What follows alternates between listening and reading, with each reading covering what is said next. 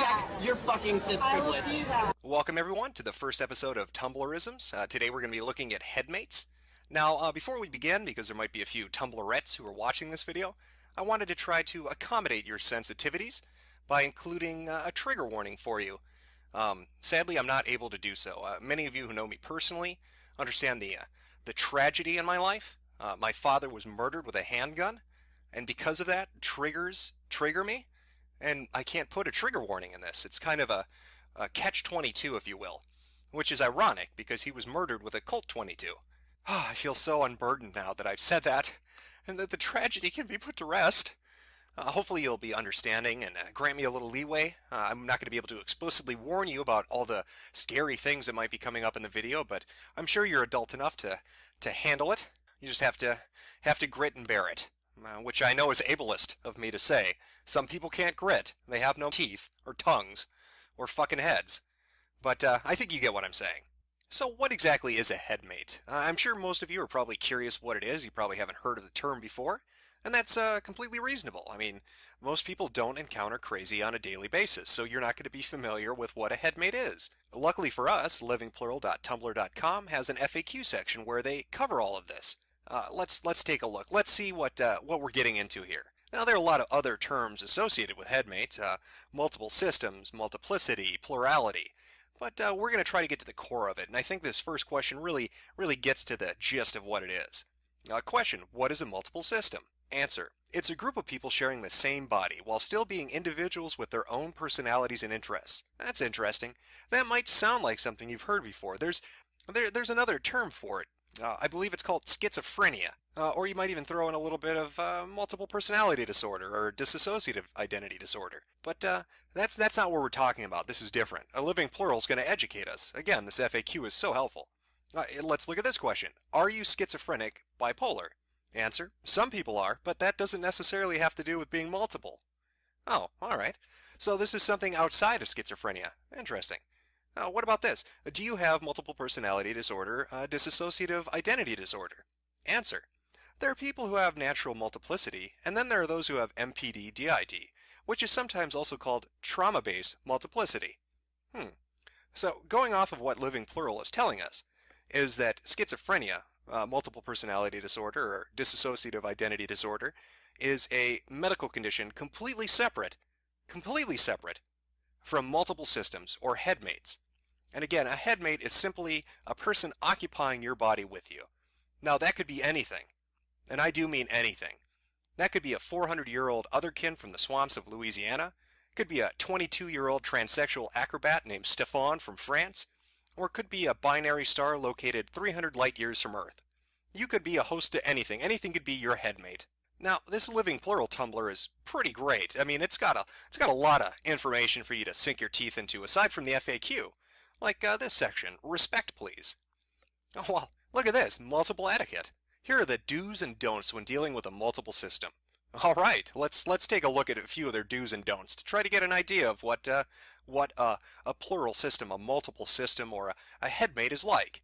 How do I not offend them? Because God knows, I don't want to offend them. I want to be as sensitive to everyone as I can be. Please don't call us alters or personalities. Huh, okay. Trauma is not always the reason we are plural. There's a chance it might be. So please be respectful about the subject until you know, and even after. We can be triggered like anyone else. Oh, Plurality and multiplicity is not always a disorder. Not all headmates are dangerous. Not all systems are unstable. We've been dealing with this for longer than you've known us. Respect that. We might have identities you are completely unfamiliar with, be it in regards to gender, race, species, or something else entirely. Please respect that we know what we are, whether you've heard of it before or not. All of us are people. Now wait a minute. I don't want to offend anybody here, but didn't you just say 3 spaces above you that your identities could be anything in regards to gender, race, species, or something else entirely? So technically, not all of you are people. I don't know. I'm getting confused. Hopefully your amazing Tumblr will help me through this, so I don't offend any of you. Now, just based on this, you might be thinking, this sounds completely fucking crazy. You would be right. But to really drive that point home, let's get to know the team. There's a team that runs this Tumblr, and I think we should meet them. A few of the individual, excuse me, I am being so insensitive. A few of the systems that run this Tumblr. We've got Plurs, Plurez, Plurs, something like that. Plures. Throw it out there, figure it out yourself. We're a medium-sized natural origin system. Our most active frontrunners are Carrie, Hess, M, and Noel. We tend to discuss plurality with an emphasis on philosophical definitions of personhood and the complexities of plurality with materialistic, skeptical worldviews. We run a website about plurality, Ex Uno Plurs. We've been in the plural community for over 4 years, and we were formerly known as the Fen Group before changing our system name to Plurs in 2011. How about the House of Asgard? A rather large group containing fictives, non-humans, a subsystem, and even a factive member. We are naturally conceived with a history of trauma. We are not diagnosed with DID, however we have symptoms. We like to consider a lot of our identity to be in the gray area.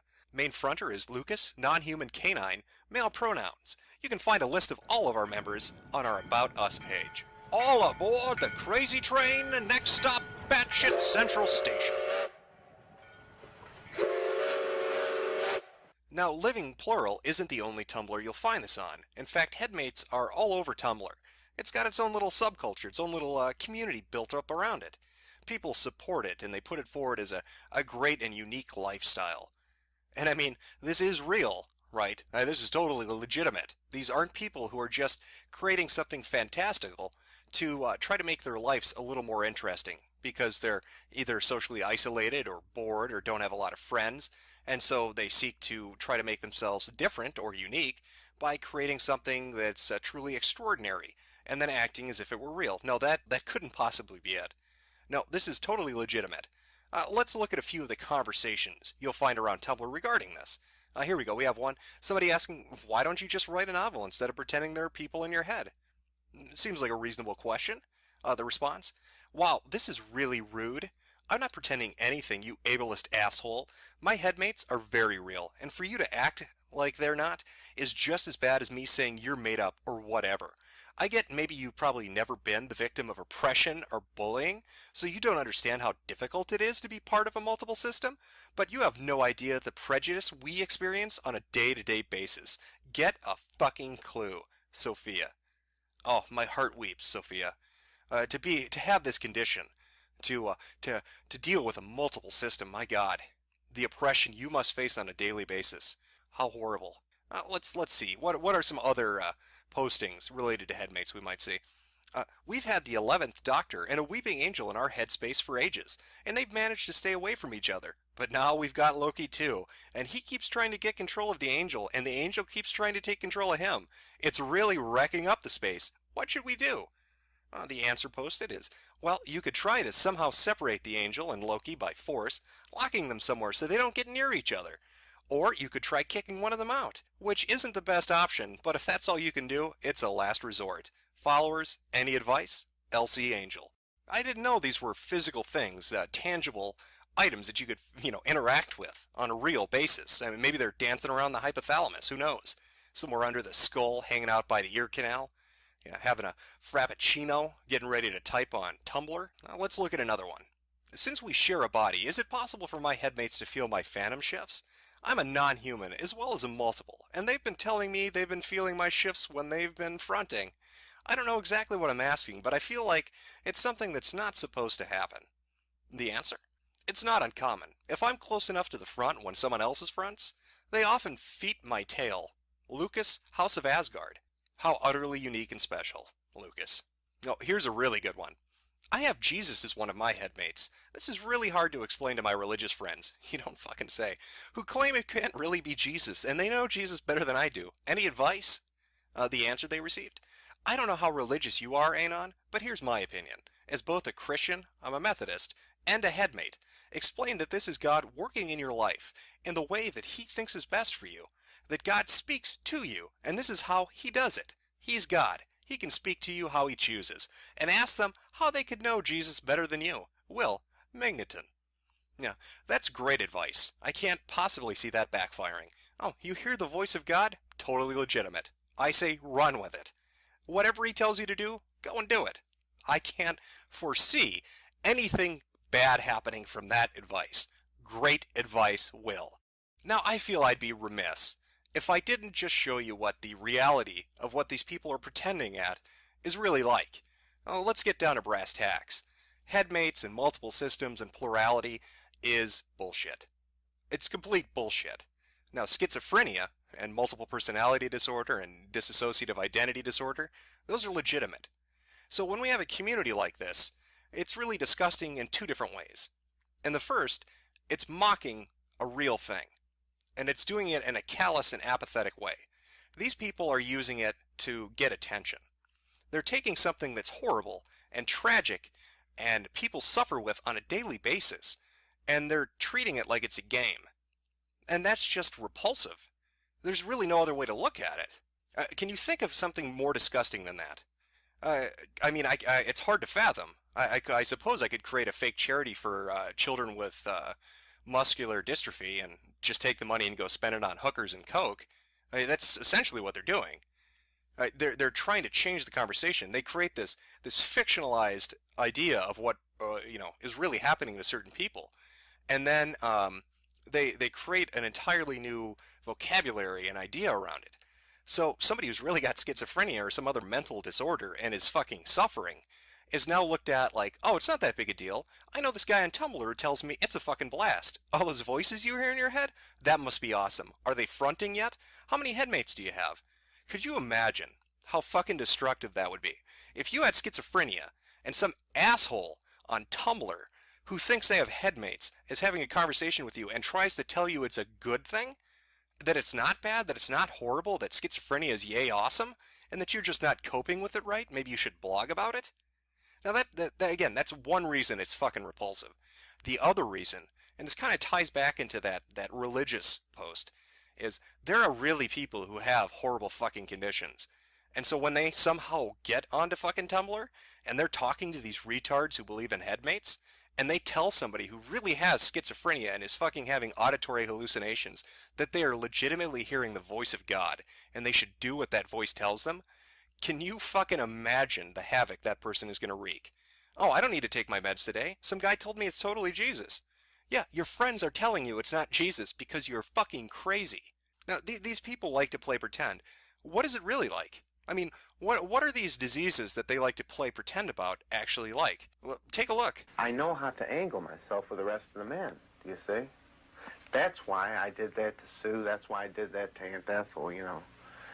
And I wanted Fritz and all of them to know, the praying mantis and the spider and the grasshopper, to know that I think it's very important that we act badly, but I think it's very important that we act in reality of what makes the world go round. You know, you're liable to go sliding off the curb into your death on a man that can't control himself. So really, the endless wins,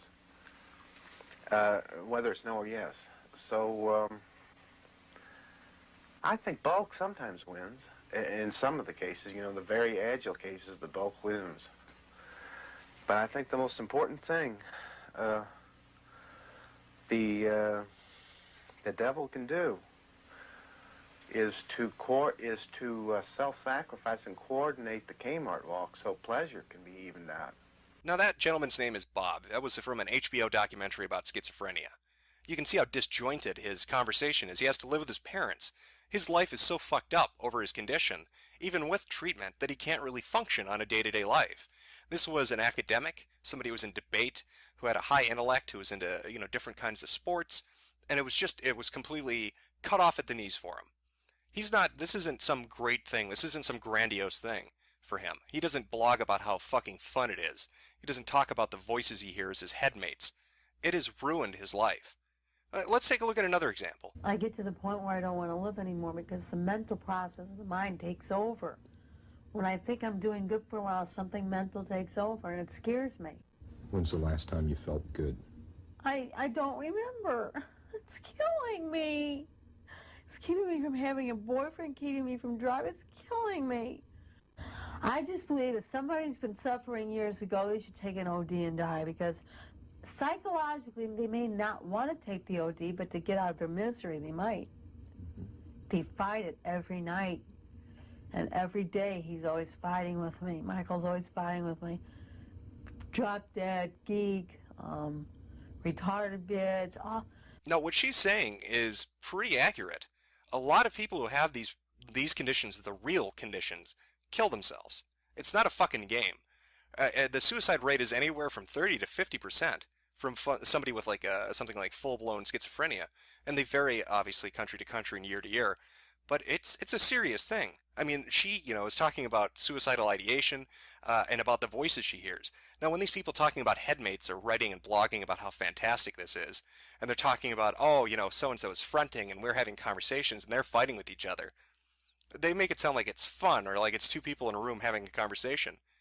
The voices she hears aren't like that. All right, she's being called a bitch and a cunt and a geek and a retard. Can you just imagine that? Imagine somebody being in the same room as you and screaming at you and calling you horrible names and they won't fucking stop. Are you going to go on Tumblr and blog about how fucking fun that is? So you can see how repulsive this is. It's just disgusting. These people are horrible people. To make something like this up, to become unique and special and to get attention, to take away what a real condition is and to try to twist it to your advantage, and to degrade the people who actually suffer from something that you're mocking and pretending to have? What kind of moral character do you have? How do you live your life? So if I had to choose what category Headmates falls into, I'm probably going to put it in 3. It seems like something that's developed by people who are especially lonely or socially isolated and are desperate to try to become something unique. Your typical special snowflake. Because after all, Tumblr is a blizzard. It is full of snowflakes, and you need to be a special one. And the only way to do that is to create the craziest shit you can, and to try to convince other people that it is totally legit.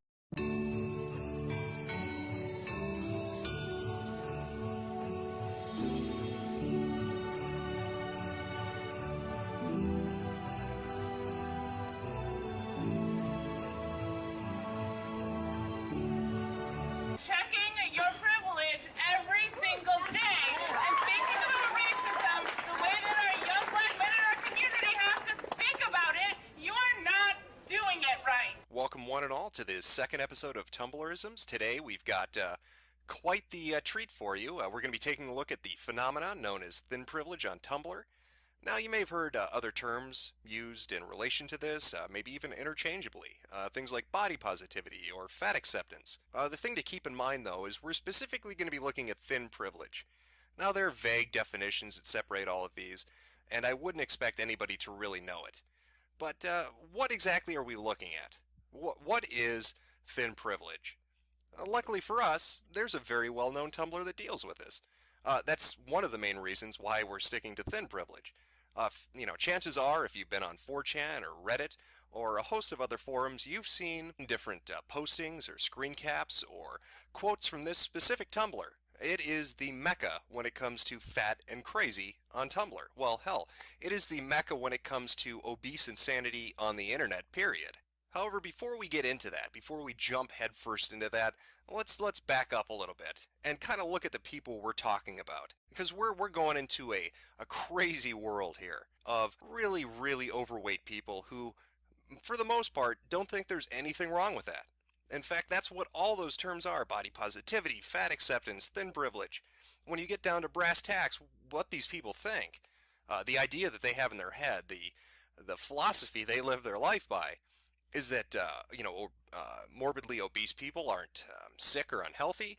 It doesn't affect your longevity, your health, your quality of life, your relationships, or ability to work or have fun or to really do anything. To them, the BMI, body mass index, is just voodoo that was dreamt up in the dungeons of some Nazi scientist with the whole point of oppressing fat people. And we're not really even talking about people who are rationalizing. All right, there's a distinction here. You may be overweight, you may be fat, hell, you could even be obese. And you may not really think it's that much of an issue. Right, specifically to you personally, you might not find it to be a big issue. However, to them, fatness in general is completely fine. You may look at yourself, you might be overweight like I said, and you might think, well shit, I'm a big guy, I'm a big girl, whatever. And whatever, I'm fine with it. But deep down in the pit of your stomach, as big as that fucking stomach might be, that you are a fat person, and that generally being a fat person has a lot of disadvantages. And there are reasons those disadvantages exist. You're wreaking havoc on your body to begin with. I mean, you don't need to be a fucking physically fit person or a doctor to understand that. I mean, at some base level, I think everybody pretty much has it in the back of their head that, you know what, probably not the best thing. This is the same with anything that's not done in moderation. Especially, you know, we're talking about fat people and overeating and that kind of thing. But anything without moderation is bad. Alcohol, cigarettes, it doesn't really matter. There are always negative consequences to the action. And most informed, normal, rational people understand those consequences. I mean, it's been put out there so much that there's no way you can really miss them. But to these people, those consequences are bullshit. They don't acknowledge they exist. For the most part, they say, you know, when you ask them or when you talk to them about this, you can be huge. You can be 400, 500, 600 pounds and be completely healthy. There's nothing wrong with that. There's no disadvantage. Diabetes and heart disease, lung problems, circulation issues, not related at all to it, right? Their livers and kidneys, all the organs are functioning fine. The bone structure can handle that weight. You know, cardiovascular health is 100%. There's nothing wrong with being overweight. And that's, in their minds, nothing wrong at all. What they eat, the kinds of foods, you know, saturated fats, doesn't matter. Doesn't matter. This whole notion of being thin and being fit is some kind of perpetuated lie by media and by society in an effort to keep them down. And they see this as the oppression that they live with on a daily basis. And that's the mentality these people have. And so now that you kind of understand that, we can jump head first. We can take a fucking swan dive right into the deep end of the crazy pool. And we're going to be doing that by looking at a Tumblr, like I said. This is thinprivilege.tumblr.com. And I'm sure, you know, a majority of you who are watching this video have probably heard of this fucking Tumblr. It's pretty infamous. Now, you could look at something like this and say, holy shit, this has to be somebody trolling. This cannot fucking be real. And you could be right. At some level, this might be the most elaborate troll, you know, that's ever been put out there. But the thing to keep in mind as we move forward, even if this specific Tumblr were completely fictitious, even if the people running it were just trolling out of their ass, there are a lot of people that believe it. That's the scary fucking thing. I mean, that's the scary fucking thing about Tumblr in general. And you'll see that as this series goes on. That there are going to be a couple future episodes where we're going to look specifically at Tumblrs that created bullshit issues that were made by trolls just fucking around. And they actually were taken seriously and it became something. That's how fucking nuts Tumblr is. So without further ado, right, now that we've got a basic idea of what we're getting into, let's take a look at thisisthinprivilege.tumblr.com. Well, we are off to a good start. This is Thin Privilege has an FAQ section.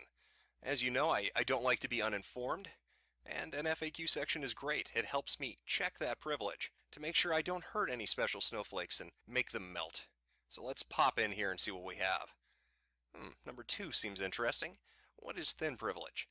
Now, this has a little errata. It's got a little warning up top. If you don't know what the social justice concept of privilege means more generally, then please read this first. Now, this links to a PDF document. It's a few pages long and generally explains what privilege is, at least how Tumblr uses it. The interesting thing is, I'm not familiar with this website, feminish.com. I'm curious what that could be about. Maybe it's a site about Legos, dedicated to building. I have no idea. I've never been there. Let's go take a look. Now, this has nothing to do with Legos. It looks more like it's feminism. I never saw that coming. I didn't foresee that. Not in a million years. I mean, why would this be related to feminism? I mean, you might say it's because the majority of the site authors, all of them perhaps, are female, obese females.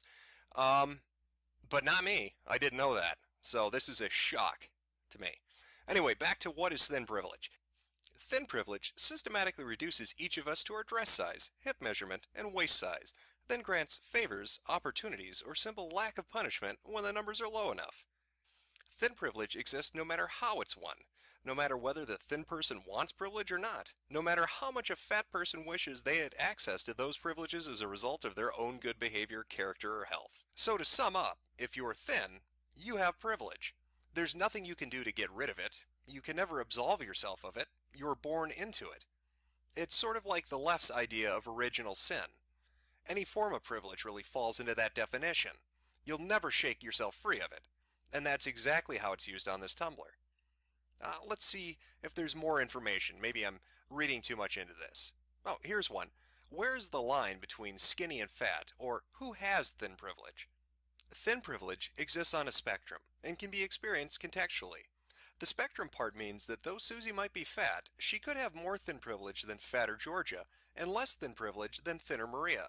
The contextual part means that within certain communities, people who would be considered thin in other communities might be subject to some kinds of fat discrimination.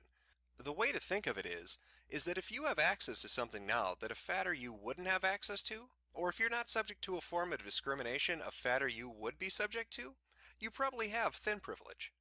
It's strange, but I'm left with a question. Now, based on how most social justice warriors and Tumblrettes use the idea of privilege, it's this innate thing that you're born with, you can't shake it loose. A straight man can't just become gay, and a white man can't just become black and get rid of that privilege they have. But this FAQ, though, it seems to imply that a thin person can get rid of thin privilege by becoming fat. In this example, they're talking about Georgia and Maria and how they rate each other on this spectrum of fatness. So, couldn't you technically become morbidly obese and have the least amount of privilege? I mean, if you shoot for the stars, if you aim for the moon and you just eat nothing but moon pies and Twinkies and you gain 500, 700 pounds, who knows, and become fucking enormous, and then you tell somebody who, I don't know, runs this blog in particular, that they need to check that fucking thin privilege, would they have to listen? But really, when you're looking at this, if you can get rid of it, in the context of how these people use it, it's not really a privilege, is it? I don't know. That's probably the fat oppression speaking. All that mass media is making me say crazy things. Let's move on. Let's look at a few more of these questions, get a better idea what we're dealing with here. Oh, here's a good one. What about health? Let me make this completely clear from the outset that I do not believe health, however defined, is a reasonable measure to determine whether or not someone deserves respect, civil rights, and fair treatment. If you have a problem with how health markets appropriation your premiums or where your taxes go, then by all means rage against the system. But do not think for a minute your assholish behavior towards people you imagine use more than their fair share is justified. In fact, I'll go further and state that in my opinion, the modern conception of health is bullshit. It's an ever-changing, largely arbitrary definition that seems to serve a single purpose: to blame modern ills on so-called unhealthy people, then define so-called unhealthy people as unpopular social deviants, like fat people, poor people, and the disabled. The philosophy of vaunting the modern notion of health to some kind of societal or moral imperative is called healthism. Perhaps there are those of you who ask, what about when someone's so fat it's medically unhealthy? Shouldn't you tell them to lose weight out of friendly or familial concern? Hell no. Why would your friends be a better witness to your experience than you are? If they are, then don't you have bigger presumed problems than your weight? Why would they know what's healthy for you better than you do? Again, if they do, don't you have bigger presumed problems than your weight? How in the world could you possibly avoid hearing, in our current cultural climate, that fat people should lose weight for their health? Treat people with respect. Don't infantilize or condescend to them. This is Adult Interaction 101 here. Further, it can't be said enough. The BMI, the general classification system for fat health oppression, is bullshit. Well, goddamn, I'm sensing a little hostility here. Oh, Miss Piggy appears angry. This seems like it was written by somebody who's a little angry, a little bit mad. But what really piques my interest is that third paragraph, specifically talking about familial concern or friendly concern about your health. How dare somebody tell you that they're concerned about that? How could they know better than you do your current situation? Now, for anybody who's ever been a part of an intervention or seen one on television like A&E's intervention series, this strikes me as junkie logic. I mean, let's rewrite it. Let's reword this. Let's pretend this wasn't on thisisthinprivilege.com, but heroinjunkie.com. You know, imagine this was a Tumblr written by a drug user, and just reword it. Take out all those instances of fat and thin, and replace it with drug use and sober. This could have been written by somebody who's strung out on heroin. I'm walking on sunshine.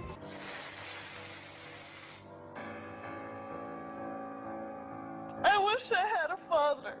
Yeah, pretty much like that. Yeah, that to a T, actually. This seems insane, really, to be honest. This is something I would expect a junkie to say. I mean, it's that fucking stupid. I don't know, maybe that's just me. Again, that's probably that fat oppressor deep down inside of me screaming about fat people, because I'm just naturally programmed to hate everything. I'm a white male and I like women. So, God, I'm responsible for slavery and the Holocaust and think of anything, really. It's probably my fault. Let's move on a little bit more. Let's look at a little bit more of this wonderful, wonderful Tumblr. Oh, here's one. Speaking of attraction, but what if I'm not attracted to fat people? Why should I feel guilty about that? How is that thin privilege? Thin privilege exists on a societal level.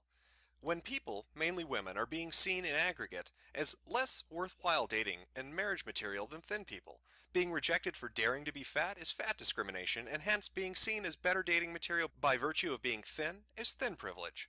Dating while fat generally puts you at a disadvantage in a fat-phobic culture, as if the likelihood of being a good partner has something to do with the amount of adipose tissue on one's body. Of course it doesn't. Not to mention that dating sites usually have you state up front in your profile whether you're fat or not, and there's an option for people to select if being fat is a deal breaker and a potential partner. And there's a whole meme about how fat people, usually women, pretend to be thinner on their profiles in order to ensnare poor fat-phobic hot dudes. You know, I'm glad this Tumblr is obviously not written by angry, obese white women who are very, very upset that they're not getting laid. I'm thrilled that this is written by not those people, because it so obviously is not written by them, right? This is crazy on a lot of levels, I'm going to be honest. Essentially what it's saying is, if you're not attracted to a fat person, you're terrible. And there's no reason you shouldn't be attracted to a fat person other than you're some kind of horrible fat-phobic individual. As a side note, I don't get the whole phobic thing. Homophobic, fat-phobic. I don't understand that. You're not afraid of them. I'm not afraid of fat people. I just don't want to fuck them. How is that discrimination? And they talk about being upfront on a dating site. Why wouldn't you be upfront on a dating site? You're talking about starting an intimate relationship with somebody, right? I'm guessing that's why you're going to a dating site. How do you build a relationship? You build it on honesty. And if you're not honest up front, then the relationship is a fraud. So I'm not sure what exactly they're upset about. From their standpoint, they're saying they're angry that they have to admit to being fat, really. I mean, is what it comes down to, because they are not going to be selected by the people they want to select them. Well, what do you want? Do you want somebody who doesn't want you and rejects you later on because you lied to them? Do you want to date somebody who you conceive to be shallow just because they're attractive? I'm not understanding exactly where you're coming from with this. You know, I think I'm starting to notice a bit of a trend here. Let's see if that continues out. Now, we looked at the FAQ, but let's go look at the posts themselves. These are put up by different people, and then the mods and the admins presumably pick the ones they like and throw them up. Thin privilege is going for an eye test and seeing a poster advising people that staying trim is a way to look after your eyes. Well, I don't get that. How is that thin privilege? That seems like basic medical advice to me. You know, be healthy, stay healthy. So maybe I need to get my eyes checked, because I don't see your fucking point with this. Let's take a look at another one. Maybe that's a bad one. Here we go. Thin privilege is not having to drastically change your normally quiet, reserved personality in order to be taken seriously by friends, coworkers, employers, or anyone in general. Well, that's just plain wrong. Many people alter their behavior based on a social situation. I mean, that's completely mundane. Everybody does that. You don't think people behave differently with their family and friends compared to their office place or church or synagogue or mosque, what have you? You don't think they act differently? Of course they do. That's not being thin. That's fucking being a person. Let's move on. I'm still not getting this. Let's take a look at another one here. This is thin privilege. Not having a small child point at you and say, "Look, mummy, look how fat that person is," and all the nearby people laughing as if it's cute, whilst you stand there, insulted and upset. Do you work at the circus? I don't, how is that happening? 4 times a day? Really? 4 times a day? People will just gather in a circle around you and start laughing and commenting about how fat you are? No, I don't fucking buy that. This is complete bullshit. Let's take a look at another one here. Thin privilege is not being concern trolled by not only nurses but also your online friends when you have an unrelated condition. I play an online MMO video game in which I have a group of friends called a guild. My guild knows that I am well over 400 pounds in real. Okay, fuck this. I didn't know V had access to this fucking Tumblr. This is not real. These posts are just stupid. This is beyond retarded. Just look at a few of these different headlines. This is just from the first 50 pages. There are 230 pages of these posts. Just take a look at this. Thin privilege is having dogs play with you, apparently. Thin privilege is a choice in sexual preferences. Thin privilege is woodwind instruments. Thin privilege is not being physically assaulted by your babysitter. What in the fuck are you talking about? Apparently thin children don't get molested or assaulted. That's part of their privilege. Thin privilege is being able to laugh at jokes about fat people. No, that's called having a fucking sense of humor. These people are beyond delusional. They're just upset. A lot of these posts have to do with eating and feeling bad about it, or not being sexually attractive, or just being pissed off that they're overweight to begin with. But what makes it really crazy, like I said, it's not a rationalization. What makes it really crazy is they're happy to be fat. They think it's great, that there are no negative side effects to it, that everybody who tells them that are assholes and trolls, that being fat will not make you sick or die young. What can you say to something like that? Well, I guess maybe I have one final thing to say. That picture I used in the beginning, yeah, that one. That particular picture happens to come from an article back from 2009 in The Guardian. The whole article in itself was simply her talking about her concern for her brother's health and how he was overweight and the impact that would have on him, and she was scared she was going to lose him young in his life. It was, it's a touching article. The sad part is, 2 hours after she posted it, he died of exactly the things that she was afraid of. Just some food for thought, and God knows you love your food.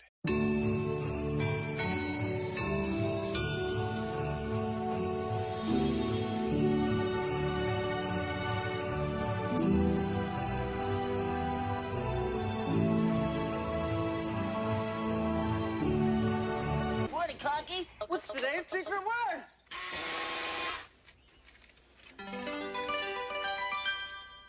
Today's secret word. Let me show you how many kids die because of that word on a daily. Let me show you how many gallons of blood pour from kids' wrists because of that word. Let me show you how many families are broken because of that word. So say the word one more damn time and use it in a song and insist it means nothing, and I just am offended by it. Say faggot.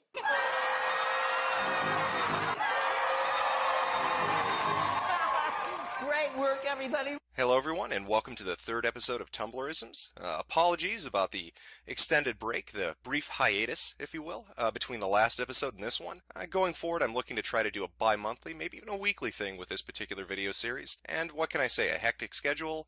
I got consumed with some things, and I just couldn't find the time to get this out to you, but hopefully that's a one-off thing, and going forward that won't be an issue.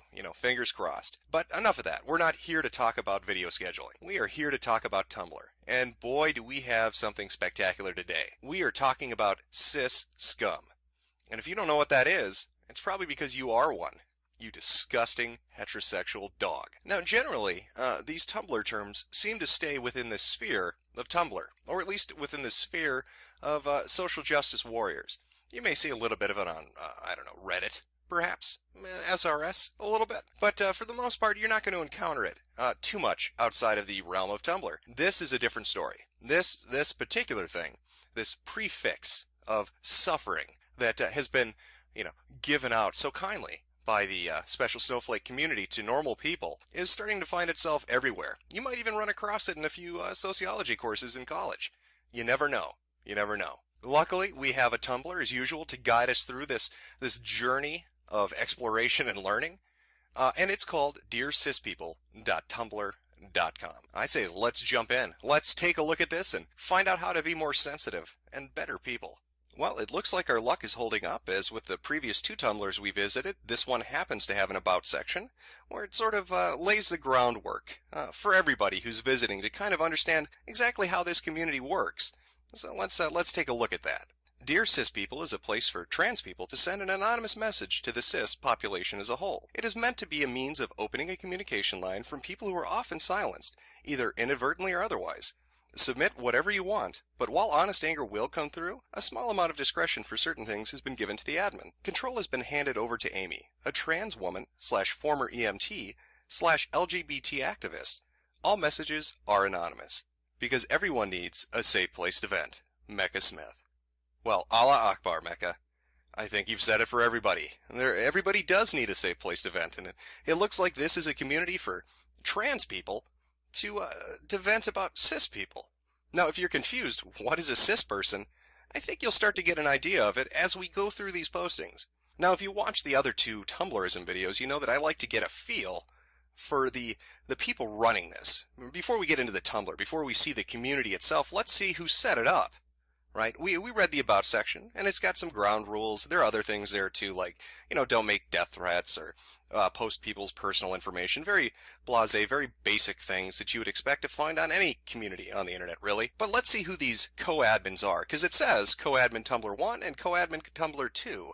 So let's take a look at co-admin number 1, Stolen Blue Box, and we've got an About Me section right there. That's great. I'm kind of complicated. I'm an EMT, an LGBT activist, a digital designer, an audio engineer by training, a photographer, a videographer by passion, a hard femme transgender lesbian living out 24/7 and dealing with the world, friends, family, and being born with the wrong body. I'm also married to my wonderful wife. She is awesome. Also, my mammalian complex is the size of the Hulk. Imagine a Hulk shaped like a kitty, and that's my mammalian complex. So there are plenty of things like kitties and puppies and babies and wibbles. Let me be clear. Everyone can be called out at any point. Trans, cis, straight, gay, bi-pan, white, POC, able, disabled, neurotypical, feminist, people who are people, and the golden rule is people suck on occasion. Alright, so that's admin number 1. A very interesting individual, I'm sure you'd agree. Well, let's take a look at admin number 2. Let's find out a little bit about this person, the not-so-cliche world of W. About me. So, who am I? Whit/Whitney, white, 19, MAAB, trans female, gender fluid, 5'10", 155 pounds, BDSM enthusiast, subslave, born in Wisconsin, going to school in Minnesota, majoring in American politics, minoring in women's and gender studies, and war, peace, and terrorism. Feminist, trying to become more sex positive and body positive. Autistic, PC console gamer, polyamorous, sex worker, a lover of tattoos and piercings, don't drink, smoke, do drugs of any sort, atheist, able-bodied passing, a lover of politics, pro-choice, pansexual, demisexual, cats, aspirations to be a career trans right activist, politician, or a porn star. Well, just lovely. Just an autistic, atheist, feminist, transsexual. Okay. I think we all know, after reading these two bios, exactly what we're getting into. I think we should all have a very, very clear idea of what Dear Cis People is going to be like. Well, now that we know who both the admins are and we've seen the About section, let's jump in. Let's find out what these trans people are like and what's so terrible about these horrible, horrible cis people. Now, I've taken the liberty of grabbing a cross-section of different postings on this particular Tumblr. There are many pages, 70-plus pages, so I grabbed a little bit of each and tried to arrange them so you get a flavor, an idea of what this community's like and what is exactly wrong with those fucking cis pigs. So let's take a look. Dear Cis People, insisting you use my preferred name/pronouns doesn't make me a bad person. Dear Cis People, stop justifying yourself using the wrong pronouns. Dear Cis People, it's not okay for you to call me by the wrong pronouns, even if you're quoting someone else. Dear Cis People, pronouns are hard to adjust to. I get it. But at least make an effort and don't refer to me by my non-preferred pronouns when I'm not around. Just think, you may hate someone, but you still give them the respect of correctly gendering them. I'd like that same respect. Oh my God. I don't know how I could deal with this. These poor people. Having others use their non-preferred pronouns, my God, I don't know how I'd react to that. I'd probably, hide under my bed, board up the house, and pray that it just stops. Now, you may be saying to yourself, I don't know what the hell a preferred pronoun is. Well, you're in luck. I happen to have a list of preferred pronouns that's going to help ease you out of your bigotry and cis-hatred and lead you into the promised land of equality and rainbows. Now, you're going to recognize a few of these, him and her, she and he, they and them. I mean, these are familiar ones we've all grown up with and we've used for a long time. But that's not where it ends. Now, you need to learn the new pronouns. Get ready. First up, we've got Z and here. That's Z-E and H-I-R. Phi and per, P-H-E and P-E-R. Thon and thon, that's a pretty easy one to remember. It's just thon. E and M, but the list doesn't end there. No, no, no. If you look on the side there, more gender-neutral pronouns. Well, let's see what we've got. Z, ni, one, ze, se, ve, te, e, yoko, re, ne, hu, te, ve. Now, if you're thinking to yourself, my God, it sounds like he's speaking Klingon, you probably watch too much Star Trek. But it's close. It's close. Now, this could be confusing. I mean, there are so many pronouns there. How do you do it? I mean, these people are talking about, you should always ask. And I know that from now on, that's what I'm going to do. When I go into a job interview, I'm not going to say hello. I'm going to say, excuse me, before we start this, allow me to ask you, what are your preferred pronouns? If I'm in church, forget communion. I need to ask the priest, excuse me, what are your preferred pronouns? And of course, if somebody's being murdered down the street and screaming for help, I'm going to call that operator. But first, before I tell them where the crime is actually taking place, I'm going to be sure to address them by their preferred pronouns, and I'm going to ask them. Now you may be thinking to yourself, oh my God, I'm a horrible piece of cis scum, but I'd like a preferred pronoun. They sound kind of cool. How could I get one, even though I'm normal? So I technically probably shouldn't have one. Well, here you go. It's your own little chart. You can use it. Just take one from the first column and one from the second column, put them together, and boom. You're no longer just a cis piece of shit. You're something special now. Maybe you're going to be a cisgender, bi-fictive, pan-religious, pony spiritualist. It's up to you. How about a necrosexual, trans-ethnic, heterospecies, cisgender? Okay. Maybe a polyphilic, A-abled, femi-romantic, paraspecies, non-religious, heterokin? Just remember, when you meet somebody, be sure to tell them those are your preferred pronouns, and make sure to check their privilege every time they forget that you are a other sexual, demi-ethnic, trans-fictive, able-bodied pan pony. It's not your fault. They're oppressing you. It's their fault. Dear cis people, one does not choose one's gender. One does choose one's gender's presentation. Dear cis people, I do not go on about gender. You go on about gender. I correct you when you misgender me, sure. And then we have a conversation where you argue grammar and or convenience, and I have to explain dysphoria for the 100th time. And then on the off occasion, when I have an opinion about gender, what with fast becoming an expert on it, you tell me I'm going on about it. Piss off, dear cis people. Please stop describing yourself as having accepted your assigned gender. You just happen by chance to match it. And saying you accept it implies that trans people are all just being fussy. And stop putting cis in those contemptuous commas, i.e. cis. It's rude. It implies you'd rather say normal. And you're not normal. There is no normal. And to imply that there is the single most bothering thing. Well, I'll be. That's a very good point. There is no normal. There is no statistical thing that exists that constitutes what being a norm is. That's a term that doesn't actually exist. If you asked a statistician or a psychologist or a sociologist and said, what is a norm? They would not be able to answer it because that's something that exists off in crazy land. Clearly, this person is an expert on it. There is no normal. I mean, heterosexuality, that's just, I don't know, it's what, 3% of the population? That's not normal. No, clearly, being transsexual is more normal, or equally as normal, even though statistically transsexuals are what you would call an outlier from any population you might study. No, I'm sorry, I'm using those magical crazy words again that academics might. Boy, they sure like to talk about gender, though, don't they? Misgendering, gender me this, my gender, your gender, our gender, everybody's gender. Now, maybe you're one of those old-fashioned people that, still uses the term sex, male and female, right? One can produce eggs, one can produce spermatozoa. But you would be behind the times. No, we're using gender now, all right? It doesn't matter what you're born with or assigned with, okay? That's just society keeping you down. No. We want to talk about gender. And who better to, talk about gender with than the person responsible for the new current definition of it, John Money, a renowned psychologist and sexologist who was the person who pushed it to the forefront in America and in psychology. In fact, John Money is the origin point of all the shit these people spew.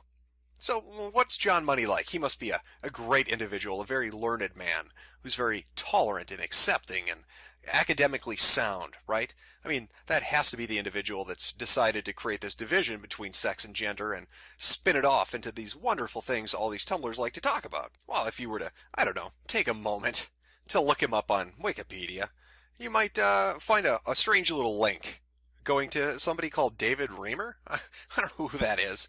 It must not be somebody important. Maybe that's somebody John Money helped, right? I mean, he's somehow connected to John Money. I don't know. Let's just take a look. What the hell? David Raymer, 1965 to 2004. Oh, he's dead. Oh, well, let's get whatever. Was a Canadian man, born as a healthy male, but was sexually reassigned and raised as female after his penis was accidentally destroyed during circumcision. That's a bit rough. Psychologist John Money, oh, here's the connection, oversaw the case and reported the reassignment as successful, and as evidenced that gender identity is primarily learned. That's interesting. So he used this as a foundational piece for his ideology, his philosophy. I guess this must have turned out well for David. I mean, here's John Money, the person responsible for putting this idea out there, and here's a case where a boy is disfigured, but John's like, hey, it's okay, we'll just cut the rest of it off and give you some hormone pills, call you Susie, and you'll be fine. Oh, wait a second, though. What does this say? Academic sexologist Milton Diamond later reported that Raymer failed to identify as a female since the ages of 9 to 11, and then began living as a male at age 15. Severe depression, committed suicide, financially unstable, troubled marriage. Sounds like everything worked out well for him. Oh, except for that whole suicide thing. But you can't blame that on Dr. Money. He probably handled this with the utmost care. Oh, what is this? Dr. Money forced the twins to rehearse sexual acts involving thrusting movements, with David playing the bottom role. David Raymer painfully recalled that as a child he had to get down on all fours with his brother Brian Raymer up behind his butt with his crotch pressed against his buttocks. Dr. Money forced David in another sexual position to have his legs spread with Brian on top. Dr. Money also forced the children to take their clothes off and engage in genital inspections, and on at least one occasion took photographs of the two children during these activities. Wow. Something, I think my spidey sense is tingling here. I don't know why, though. Let me see if I can put these pieces together. A man named John Money, a sexologist/psychologist, who put forward the idea of gender as we know it today, and is the preeminent figure that pushed that forward in the American vocabulary, the vernacular. He put it out there. He's the one who said, hey, sex and gender are different. Is responsible for the mutilation of a toddler, for his molestation, his financial instability, his severe depression, and then his suicide. And to top it off, this particular case is the one he used as evidence that his gender identity theory is correct, because gender identity is primarily learned, except for the fact that David Raymer killed himself. He killed himself. Well, you know what? I am a horrible cis oppressor. I'm just a bigoted straight person. So what do I know, right? Left field here. I'm completely out of the ballpark. So let's move on. Let's take a look at a few more of these. Dear cis people, what makes you think we care about your approval? Well, call me crazy, but I'd say 70 pages of you whining about not being accepted makes me think you might care about being approved of. I don't know. Throwing that out there. Maybe I'm just crazy again and just off in left field once more. Dear cis people, just because I'm gay without a penis doesn't mean I like cock up my ass. I'm a dominant top. Get over it. Dear cis people, I'm a lesbian. Having a dick doesn't change that. Well, I think there might be a few lesbians out there that just might disagree with that idea. Dear cis people, no one cares about your magical cis vaginas, as opposed to your normal cis vaginas. These are magical. They pull rabbits out of hats and make flowers appear. Dear cis people, having a vagina doesn't automatically make someone a female, just like having a penis shouldn't make someone look male. Your cissexism is showing if you believe that. Please check your privilege. Dear cis people, stop getting so pissed off when you're referred to as cis. Fuck you, it's not an insult. It's actually who you are. If you can't handle being referred to as cis, then try living a day in my shoes. You don't, and never will, be oppressed for being cis. Dear cis people, you don't get to have an opinion on being trans. If I come out to you, it's not a space for you to tell me all your thoughts on being trans, or for you to say you don't like it. It's me telling you how you're going to talk to me from now on. Dear cis people, yes, it's okay for minority groups to exclude those who don't belong to them. And no, the reverse is not okay. You belong everywhere else, and until we do too, get out. Well, they all seem to be wonderfully reasonable individuals to me. I mean, let's just recap here. Trans people can't do anything wrong. If you're cis, there is something wrong with you, but don't get offended if somebody calls you that. If you do get offended by being called cis, check your privilege. Trans people can talk about being transsexual, but you can't ask them about it. If you refer to them the wrong way, you're a bigot. Also, you're not allowed to be a part of any community they're a part of. You belong everywhere, so fuck off. And that's totally not racist or bigoted or any ism that you can think of, because it's okay. They're trans, and you're not. The weird part of this is, when you go through this whole Tumblr, they talk about all the hate they get. They go on and on and on about being misgendered, and about being oppressed and excluded, but really, what you're confronted with when you're listening to them talk is them getting upset because they're not being treated differently. That's what they're really angry about. They say, we want to be like everybody else. We just want equal respect. Treat us like you would anybody else. The problem is, that's what they're getting. If you want to run around and tell people they have to speak a certain way around you, don't be surprised when they don't want to talk to you or have anything to do with you. This controlling behavior of trying to make other people behave the way you want them to is going to accomplish nothing. I mean, really, at the end of the day, I think pretty much anybody can agree, nobody likes an attention whore. Somebody who's desperate to be the center of everything and be treated differently than everyone else, whether it's on the internet or in real life. And that is exactly what this Tumblr is about. They want to be treated specially and different. They don't want equality. Equality would mean being called a dumb motherfucker and having to walk it off like anybody else would. No, they want to have the ability, when they're called a dumb motherfucker, to have the whole of society turn around and say, oh my God, that's terrible. That poor oppressed person. We need to do something for that specific individual because they wanted to cut their penis off and call themselves something different. Get over yourself. Well, I hope this has been informative to all you cis-sexist pigs and bigots and Nazis and racists. You're all horrible individuals. All right? Transsexuals can do no wrong. So remember, die, cis scum.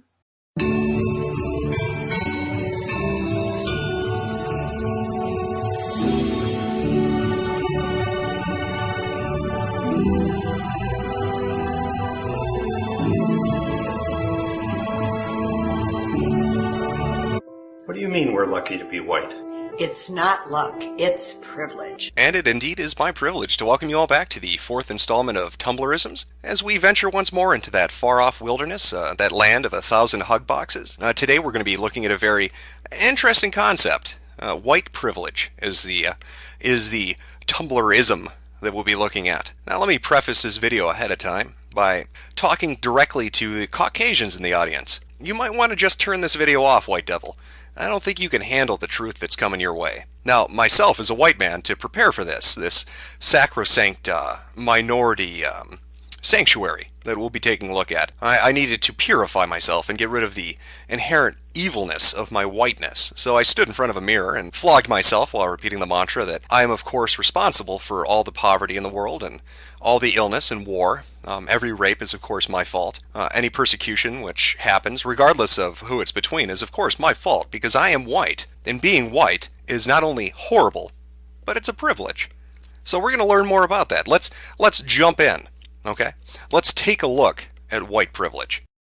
And it seems that serendipity once again is smiling down upon us as we've found the perfect Tumblr for this. Now, it is one among many. Many Tumblrs talk about white privilege, but this one, it suits our needs pretty well. And that, of course, is thisiswhiteprivilege.tumblr.com. And just looking at this main page, you see that it is a host to many things I like in a Tumblr. I love when they have an FAQ section because, God knows, I want to know how to check that privilege. And an FAQ section is a good place to start.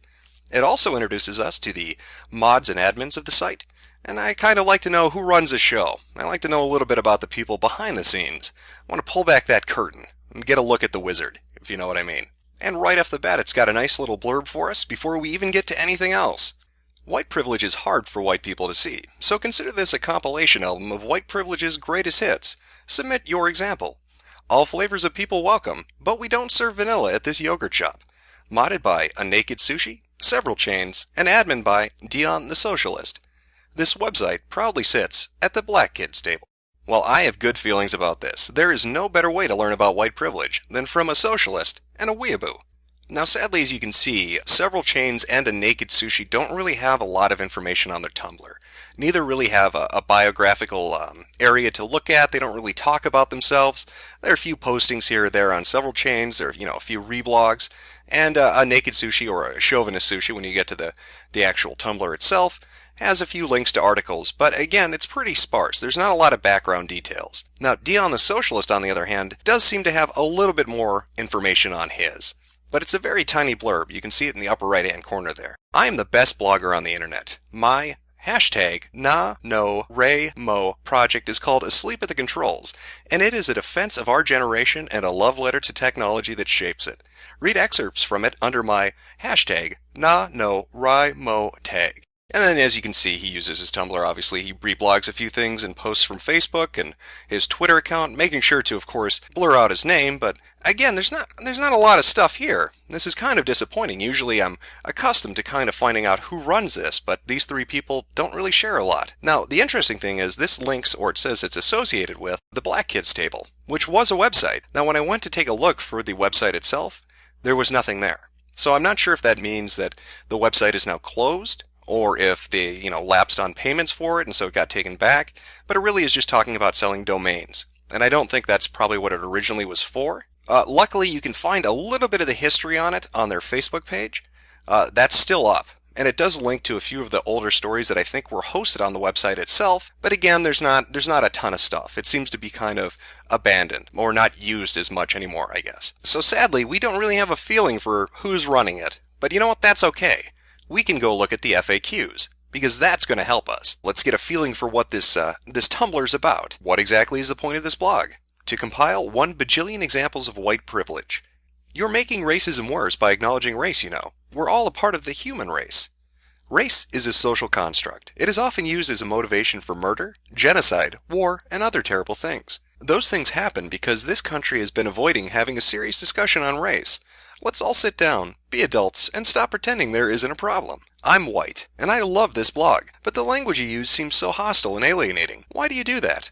Part of white privilege is that society is crafted to appeal to you. This blog, however, is a POC space, one that welcomes white people but does not craft its message specifically for white people. Therefore, you will naturally feel as if you were in a hostile environment.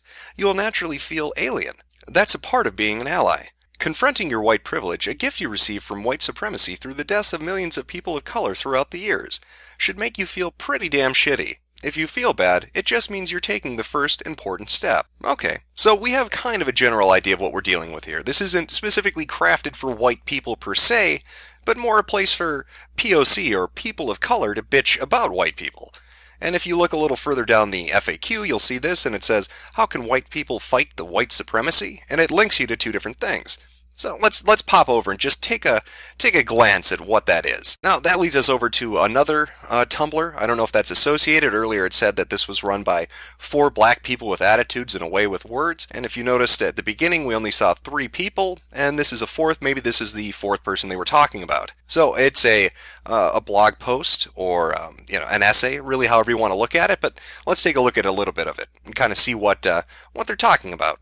4th, I need media Hollywood whoever to realize that people of color can have complicated roles, dark skin, natural hair, and are human beings. Like Game of Thrones, obviously this story will contain more European/white characters, has 2 African descent persons, and he's a pirate with less than 100 words combined, if that. I'm tired of all these stories, movies, books, making me feel like white people are the only people who ever had adventures, were heroes, have conflicts, and doubt their abilities even if they are excellent people. I'm tired of race being a way to reel in viewers with controversy instead of because it makes the sense that people of color should be involved in everything white people are involved in. Shows like NBC's Scandal need more light, but I shouldn't have to be excited because 5 of the 14 characters are people of color. The point is, we have a rich history of stories to be told. They can be just as good as Harry Potter, Game of Thrones, Dexter, and BBC's Sherlock or Supernatural. Well, what a fantastic appeal that is to all those different creators of various forms of media and entertainment, be they authors or screenwriters, whether they're stationed in Hollywood or New York. Why, it doesn't show the least bit of egotism or narcissism or hubris to think that you should demand that somebody craft a story specifically for you, or just characters they created and spent years crafting, just because they don't appeal to you specifically. Now sure, somebody might be flippant and say, well hell, if it bothers you that much, go write your own story, go make your own game, go produce your own television show or movie. But that would require work, and work is hard. No, it's much easier to bitch at authors and bitch at creators and tell them, I want you to make it my way, or I'm going to stomp my feet and shake my fist in the air. Kind of like this particular person. To J.K. Rowling. From Cho-J.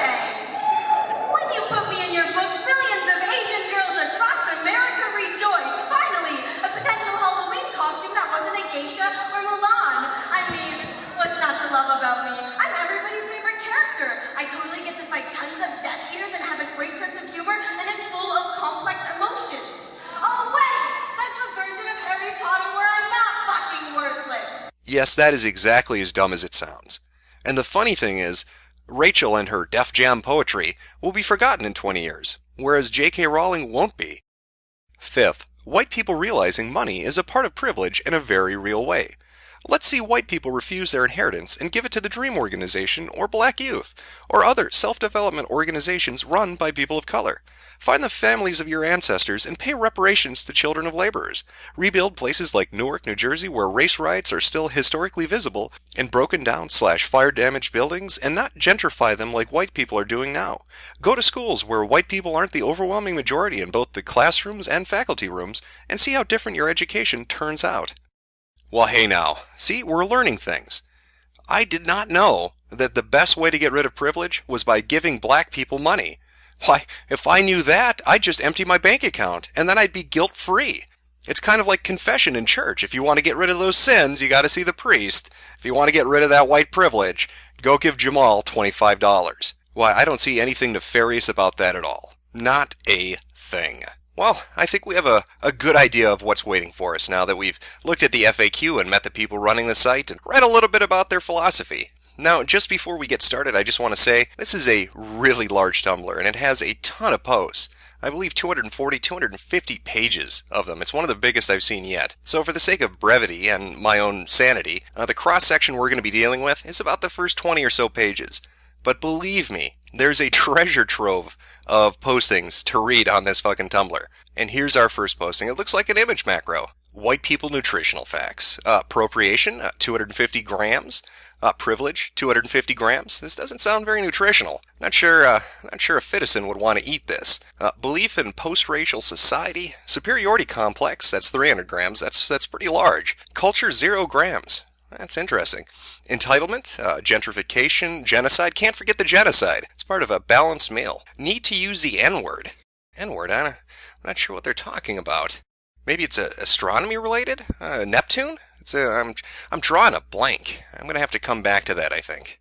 And we've got another image macro. What would Grandma think? And there's a little post-it note. Something racist, probably, huh? And then posted underneath, my school is talking about internet safety or something. Well, we all know old white people are just horrible racist bastards. I don't think there's a good one out there. It reminds me of this guy, John Woolman. He wrote this little diary, this little journal. It's pretty terrible. I think he kicked puppies and raped nuns, too. White people are oh my god. You know what? I just thought what the N-word might be. I just thought. It reminded me of that Garth Brooks song. Motherfucker. What's up, nigga? Gangsta rap, nigga. Nigga.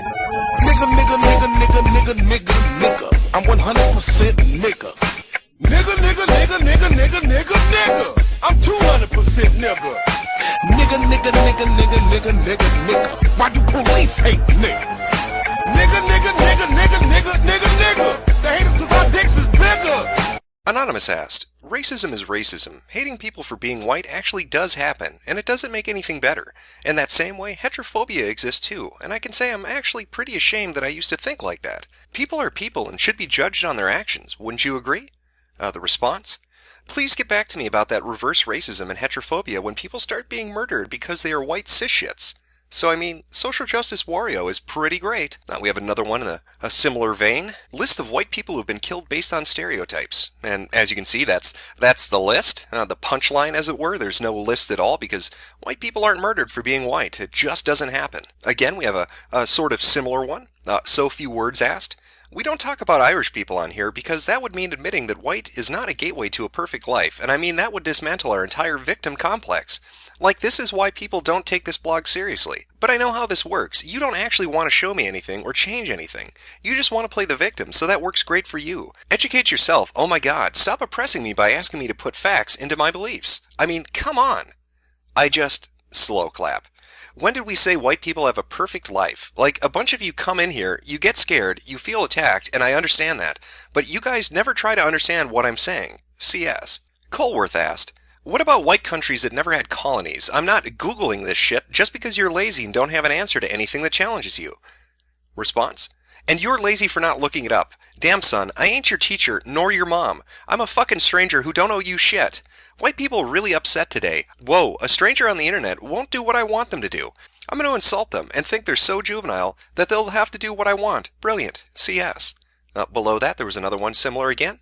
Asylvania asked, did Irishmen in England in the 1970s have white privilege? Response, we don't talk about Irish people here. CS. Official Dick Cheney asked, for someone so opposed to racism, you sure are a fucking racist. Q, you're white, so you don't know anything about racism. Let's see. White privilege is hard for white people to see. How about black crime is hard for black people to see? Oh, got a better one. The enormous amount the country spends on welfare is hard for black people to see. Well, gee, those sound like a racist statements to me. You know, judging on a whole race-based stereotype. Response? Yeah, sucks, doesn't it? Oh, and white people are the #1 recipients of welfare, just in case you didn't know. CS. P.S. Your haircut sucks. Well, I think these are just brilliant points. White people are terrible, but they're also never targeted for being white. I mean, sure, Caesar marched an army to go exterminate the Gauls, but that doesn't count. And Slavic people, you know, the origin of the word slave, that doesn't matter either.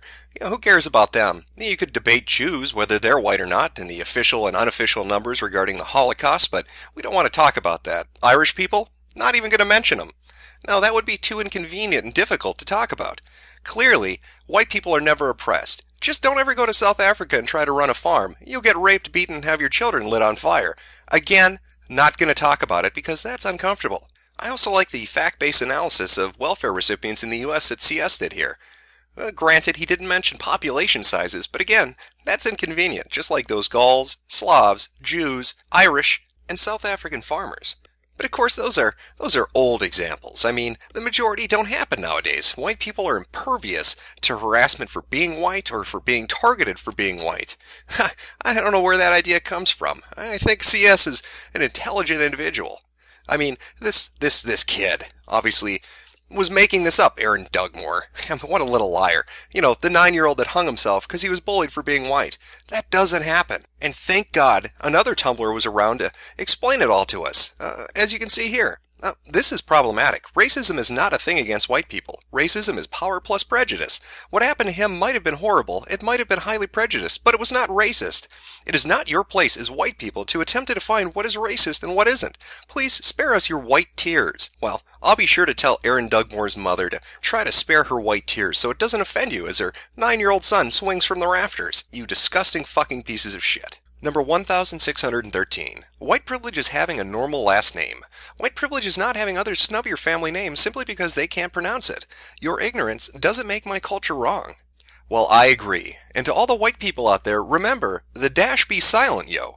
Pelea Princea asked, can you please recommend a way for me to respond when my teachers at my new school continue to make comments about my ethnic hair and name? The response? Take a dump on their desk and say it's part of your exotic culture. Dion. Well, that's a brilliant way to conform to a new classroom environment. Be hostile and don't take the time to try to educate other people about what your name means and why you look different. People interacting with other people like they were normal and trying to bridge cultural differences? That's silly. No, instead, shit all over the classroom floor and get angry at them for not accepting you carte blanche. That is the adult way to handle that situation.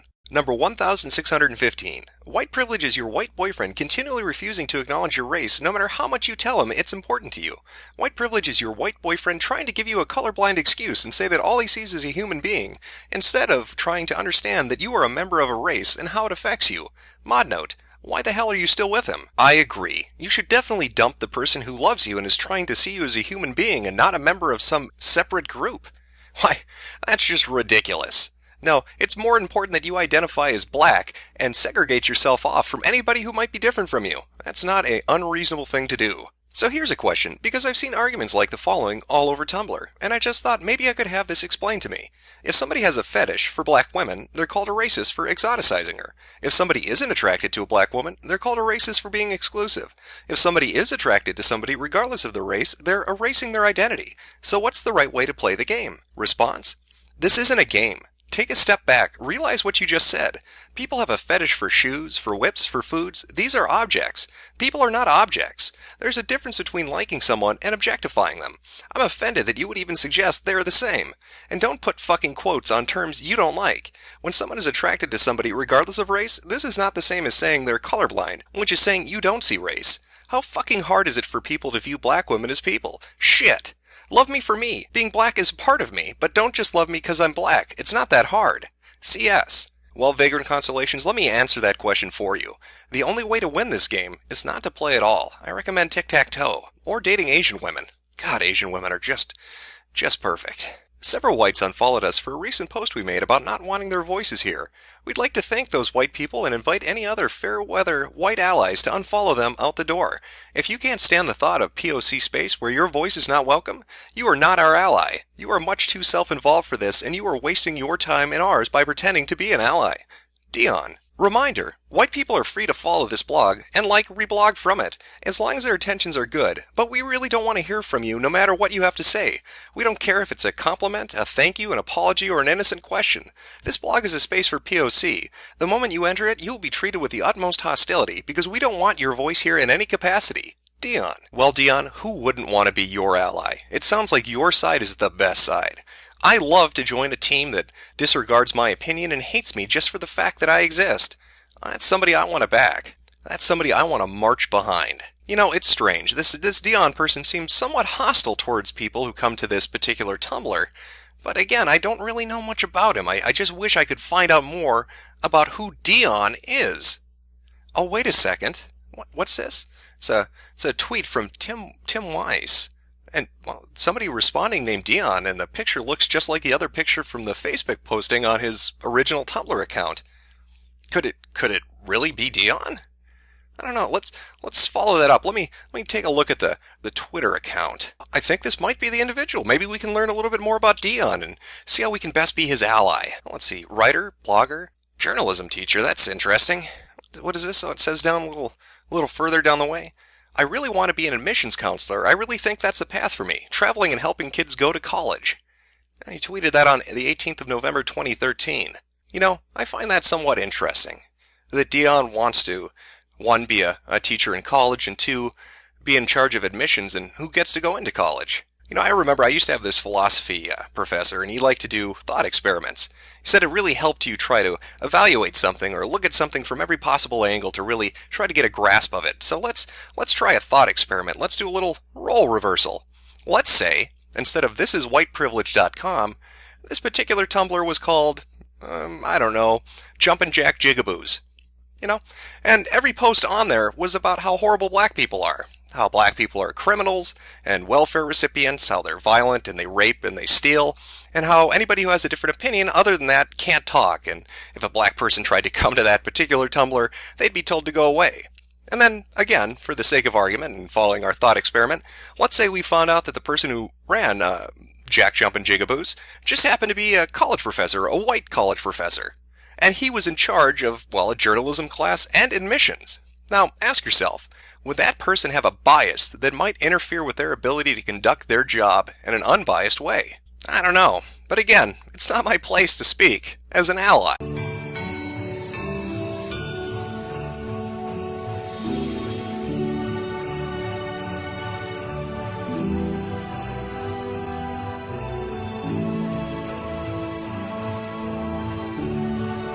It's not acceptable to call me a nigger. To call me a chink. To call me a fag. To call me a kike. It is not acceptable to call me a retard or call yourself or your friends retarded. Welcome one and all to the 5th episode of Tumblrisms. Today we're going to be taking a look at ableism. And if you don't know what ableism is, that's probably because you hate the retarded. Though I probably shouldn't have said hate the retarded, because then that makes me a terrible person too. Look at the influence you're having on me. Oh God. I need to associate with better people. That's what Tumblr's for. It's going to educate us. Because we're shitlords, and we need to be taught a lesson. And there's no better place to be taught a lesson than in the hallowed halls of Tumblr. Now, the format for this particular episode is going to be a little different. Before, in the previous 4, we had one specific Tumblr we went to that was able to kind of guide us along and teach us what we were learning about that day. For this one, there's all sorts of craziness everywhere. So we're going to be looking at a bunch of Tumblrs. And when I say a bunch of Tumblrs, oh, you're going to love where this goes. Believe me. Believe me, because I was pretty amazed myself at a few of the Tumblrs I particularly. You're gonna like it. Let's just say that. You're gonna like it. So let's dip our toe into the ableism pool and find out first what the fuck this ableism thing is. And what better place to start our little journey of exploration than thisisableism.tumblr.com, which has a nice little info blurb about just what ableism is, located directly below the handicap parking sign, which is below the category of fat and disabled, which I'm sure is quite a barrel of laughs. But we're gonna skip over that. We're gonna exercise a little bit of that privilege we all have and just jump over that handicap person, because God knows their legs are never gonna work again. And we're gonna read this description. This is ableism. Ableism is a form of discrimination and social prejudice. Are you questioning whether or not something is ableist? Ask a disabled person. Heck, ask multiple disabled people. Able-bodied people, you do not get to decide what is ableist. The privileged never get to determine what qualifies as oppression. This blog will attempt to display disabled people's opinions on ableism. Submission of ableism you have experienced or witnessed are welcome, and so are examples of ableism you have seen on social media sites. If you have taken a medication and or visited a doctor and wish to submit a review, please feel free to submit that as well. There's a general trigger warning for the content on this blog. If I neglect to put a trigger warning on something that needs it, please let me know so I can fix it. I usually like to reblog a lot of the commentary on posts. Well, sadly, this definition really hasn't helped us pin down what that ableism thing is. Maybe if we explore the user base, they can help point us in the right direction. Let's take a look at a few of the posts that are tagged with ableism and see if we can be enlightened. Flowers and Femme post, things able-bodied people should do before using the word invalid. Stop, don't, ever. Hashtags ugh and disability. Well, clearly she's disgusted with the disabled. Why would you use those hashtags otherwise? It's a very brave position to take on Tumblr, but I'd like to know a little bit more about Flowers and Femme. After all, we're trying to pin down this specific definition, so let's find out exactly who this person is. About me. I figure I should have an About Me page, so this is me. My name is Hannah. Any pronouns go, but I get she all the time, IRL, so I'd rather not hear them here. Also, if you call me miss or ma'am or lady, I'll curl up and cry. Don't ask, it's complicated. You can find more of my face here. I'm a queer femme living in the Sunshine State. I'm currently a college student at UCF. I love makeup, sewing, and covering things in glitter. I'm high femme, so you'll see a lot of that on here, but I try to keep things varied. Also, I'm chronically ill, and write about that sometimes. I usually tag it chronic pain stuff. If it doesn't interest you, and you'd like to Tumblr, savor it. Privileges, I'm white, thin, and middle class. If I ever fuck up, shoot me a message to let me know, okay? Okay.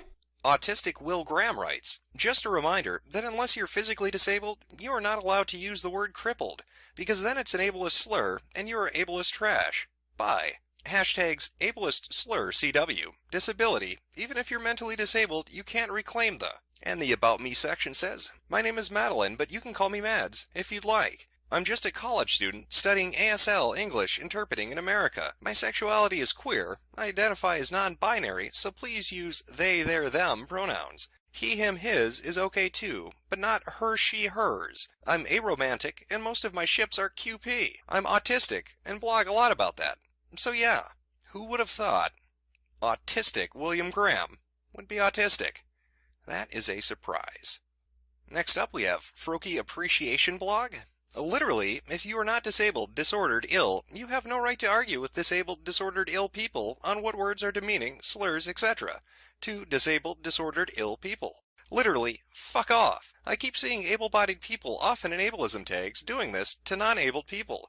Literally, fuck off. You are garbage. And looking at their page, you can already see they are heavily disabled. This person obviously is retarded. The Pokemon and Sonic might clue you into that, but I particularly like this post on February 2nd, 2014. I have old child pics of me on my training toilet while also on my computer desk. I was already a smart kid. Apparently in his world, shitting while you're on the computer is a fucking achievement. Somebody contact JP and tell all those needs. Pissing of those Coke bottles is the mark of a fucking genius. Trans Head Cold had this to say. Anonymous asked, I think most people use alcoholism as an insult because alcoholism is associated with being abusive and stuff. It's almost like people are viewing others as dangerous predators based on neurotype, also known as ableism. Ask a trans head cold a question. Hashtag alcohol anon ask. My name is Kylie, and I'm the world's largest rodent. Pronouns, they, them, their, or am, ear. And there's a donate button located directly below the currently reading nothing. What a surprise. Who would have seen that coming, based on the spelling of that introduction? No capitalization, a word that makes no fucking sense. Who cares? And who needs periods? Apparently not the brony. Ghostlove chimes in with, PSA, the phrase, were you dropped on your head as a baby or something, is incredibly ableist. As a parent of a child who was indeed dropped on his head, and who has a lifelong medical condition affecting the whole use of the right side of his body due to the traumatic brain damage, I take it personally, and I will speak up if you use it in my presence. Hashtags, we chum, parenting, personal. Well, I'm interested to find out more about Ghostlove. Let's take a gander. Quinn, 20-something, trans dude, parent, mentally ill, disabled, feminist, activist, writer, advocate, vice chair and voluntary area coordinator for Chatterbox LGBT group. All views here are my own and do not represent the organization I volunteer for. Well, fancy that. A mentally ill transsexual. Also, I do believe they are disabled. After all, they put mentally ill and feminist down, and as we all know, that's redundant. Maybe the dropping the kid on the head is hereditary, and their father/mother/trans other dropped them down the stairs as well. Would explain that god-awful fucking mohawk. Slither in and get comfortable writes, I love being triggered and victimized by ableist oppressors who refuse to recognize their privilege and claim their hurt feelings from being called out as ableist are just as valid as my feelings from being oppressed and having slurs used in my presence, especially right before bed, when I should be asleep. Hashtags, that shit is now removed from my Facebook. Gotta love friends showing their true colors. About, Dallas. They, them, their, 21 years old, Canadian, living in Delaware, gender queer, transgender, pansexual, cerebral palsy, middle class, white, undergraduate student, artsy scientist. Well, that was a mistake. It was not as helpful as I was hoping. If only there was a Tumblr or Tumblrers that could point us to what ableist terms are. I'm starting to get an idea, but I still have some questions. Maybe somebody could clear it up for me. Well, of course, what better place to go to educate yourself on privilege than feministdisney.tumblr.com. Can you give us a list of ableist terms? I know the basic ones, stupid, retarded, lame, dumb, etc. Or is there a link? I don't quite understand ableism yet because I study words and how they morph into different meanings over time. But at the same time, I don't want to offend anyone or use problematic language. Anonymous. Feminist Disney responds, just so you know, all I do when I get questions like this is Google them, and then go through with my own logic and make sure I agree/add things.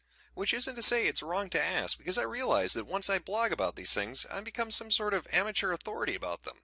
But just saying, sometimes there's a quicker way than waiting 10 hours for me to reply. Crazy nuts, insane, psycho, bipolar, etc. Bipolar when used to just describe something that isn't the disorder. You see a lot of that on Tumblr. Idiot. Here is a post discussing multiple words, exactly how and why to go about replacing ableist language, along with suggestions for alternative words and phrasing. And just in case you were curious, that link goes to whatprivilege.com to a post entitled Replacing Crazy for Ableism and Preciseness of Language. It's possible some words aren't listed here, or that we realize that in time that more words are ableist. It's a learning process. I would always just evaluate where your words find their power. Are they powerful because you're specifically pointing out why someone is wrong?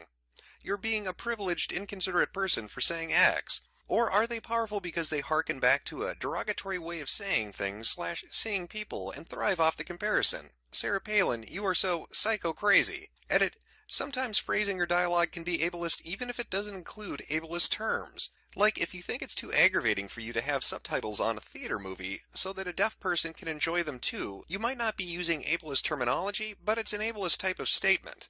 So now it seems like we're gaining ground. We've got a little bit of a list to work with, but let's see if we can expand that a little bit more. Let's see if we can find a post that helps to kind of explain exactly how many words out there are ableist.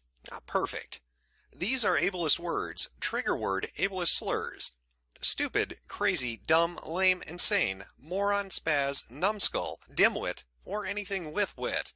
Weak as in that's weak. Retarded, retard. Hysterical, idiot, cretin. Gimp, cripple, psycho. She, he is so bipolar. She, he is so OCD. Schizo, lunatic, loony. Batshit, there is some debate about this, but bottom line is most people couple it with crazy, so the ableism comes into play. Nuts, same as batshit. Mad, not angry mad, crazy mad. Derpy ditzy.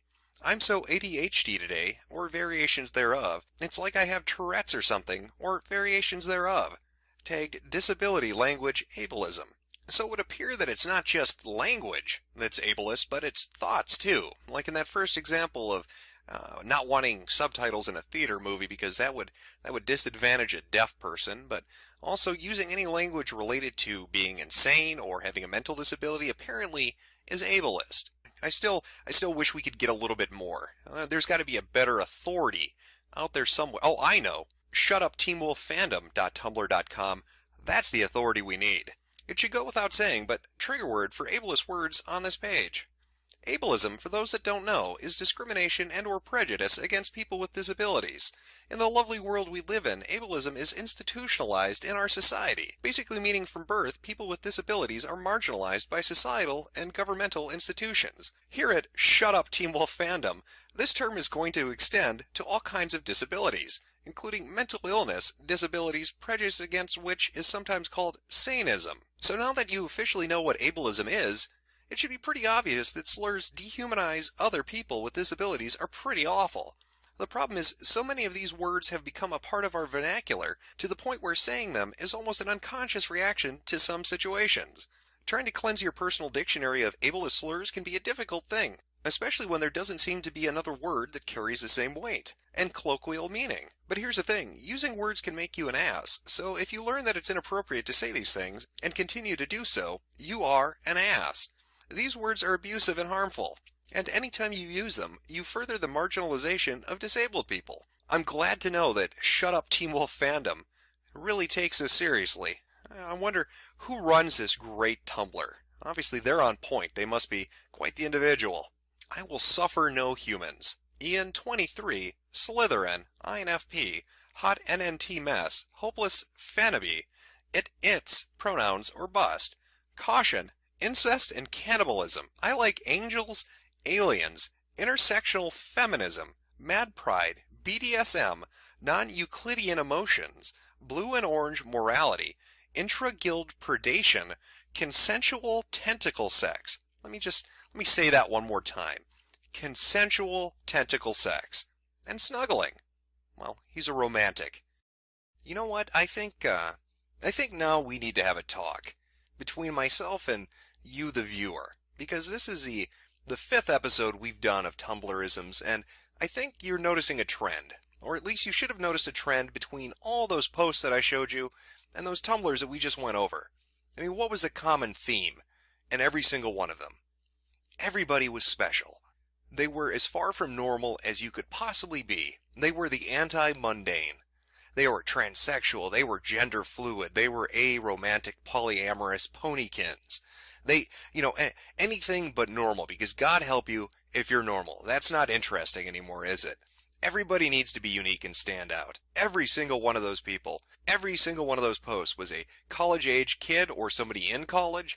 They were transsexual or bisexual or any sexual other than straight or just gay. They were activists for every kind of organization you could imagine. And they all love the idea of self-flagellation because that's so great, because they're just so guilty of imagined crimes. And that's what ableism is. Now, yeah, when you get down to it, when it's just at the end of the day and you're really thinking about it, being a dick to somebody is being a dick to somebody. You don't need to brand that as something. You don't need to create a new term for it. Calling somebody a retard who actually is mentally handicapped might be a little bit cruel. But trying to say that using words that were actually created to define a condition is wrong, or that using words that happen to fit a circumstance or a context is wrong, is just silly. Using words like crazy and insane and stupid are not going to make somebody who is retarded feel bad. They aren't going to be aware of your fucking conversations when you're not around them. However, these people would have you think that just by uttering those phrases, that somewhere out there, some autistic child is getting beaten because you said retard as a punchline to a fucking joke in a bar. There's this term out there that's called Poe's Law, which basically states that there's a point where parody becomes so close to the extreme forms of something that they're indistinguishable. And that's really what's happened to social justice, and especially on Tumblr when you look at it. You cannot tell a fake parody from the real fucking thing anymore, because these people have gone so far off the fucking deep end that it's just, you can't, there's no difference. You cannot tell anymore. They have been co-opted by the hypersensitive. In fact, if you want to see a particular example of this happening in real life, go look at Occupy Wall Street. What did you have with Occupy Wall Street? You had a movement that was dedicated towards the idea of removing corruption in government and finance. They wanted some banking reforms. They wanted to end some political dirty dealings. Sounds great. Who would disagree with that? What group of Republicans or Democrats would say, no, I want corruption. No, I want illegal activity. Nobody's for that. So Occupy Wall Street had a good platform to start with. And you got all these people gathering up, and yeah, there were some hipsters and some hippies and liberal pot-smoking retards, but for the most part, they were on point. For the beginning, they were. But what happened as time went on? They got co-opted. They got co-opted by people who came in with their own agendas and their own ideas, and they poisoned the well. This has happened time and time again. We saw it with Atheism Plus. We're seeing it in gaming, and it happened in Occupy Wall Street. There's a specific moment where that movement dies, and that is a Stephen Colbert interview. When he has two people on, Occupy Wall Street had the chance to send anybody they wanted to go on national television to tell the American people what the fuck that movement was about. And who did they send? Did they send the most articulate person? Did they send the person who understood their talking points? Did they send the person who knew how to get the message across to mainstream America that, hey, we're out here fighting for what you should be fighting for? No. They sent somebody who came and introduced themselves as Ketchup and said they were a female-bodied person. That was the death knell of Occupy Wall Street. When they started introducing things like the progressive stack, when they started fighting for Native American rain dance rights and setting up no rape zones, instead of focusing on what people were there for in the first place, that's when it died. And that is what's happening to social justice. What is social justice accomplishing on Tumblr? It is a fucking joke. It's a laughingstock. And I really want to cement this point. And I'm going to prove it to you right now. I'm going to read you the craziest fucking thing I can related to ableism. And I want you to really think, is this real or isn't it? It has reached a point of Poe's Law where you can't even tell anymore. So don't Google search it, alright? Don't go and look on a website and see, is this real or not? I want you just to listen. After hearing all the things we've heard from Tumblr about social justice and patriarchy and privilege and all that bullshit, I want you to listen to this. And I want you to honestly ask yourself, is it real or is it fake? This is from xtrung.tumblr.com in a post entitled Trigger Warning, Singletism, Ableism, Fat Shaming, Journey to the Sacred Heart. This is the About section. Jen, 23, cisgendered white female, tortoise skin, disabled, singlet, gainer, vegan, feminist, fat activist, pansexual, demi-platonic, aromantic, asensual. Likes: knitting, sewing, cooking, gardening, eating, human rights, human-animal rights, fat acceptance. Just your average queer fat vegan tortoise trying to discover herself. My passions in life are vegan Japanese cuisine and dismantling the hierarchy with my best friend Justice. Justice, 23, gender fluid fab, all pronouns acceptable, racially mixed POC, pansexual but currently abstinent, trans activist, hardcore vegan activist, animal rights, organic raw veganism, former OS, anti-racism, ed recovery, BDP OCD, likes pranic nourishment, superfoods, animal rights activism, veganism. And this post is from Monday, July 23rd, 2012. Trigger warning: singletism, ableism, fat shaming, trans fat shaming, cutting, doctors, hospital, mental hospital. Jen here. Sorry I haven't been posting. I recently suffered a terrible injustice at the hands of a bunch of singlist, ableist bigots. It all started when I was having dinner at my parents' house.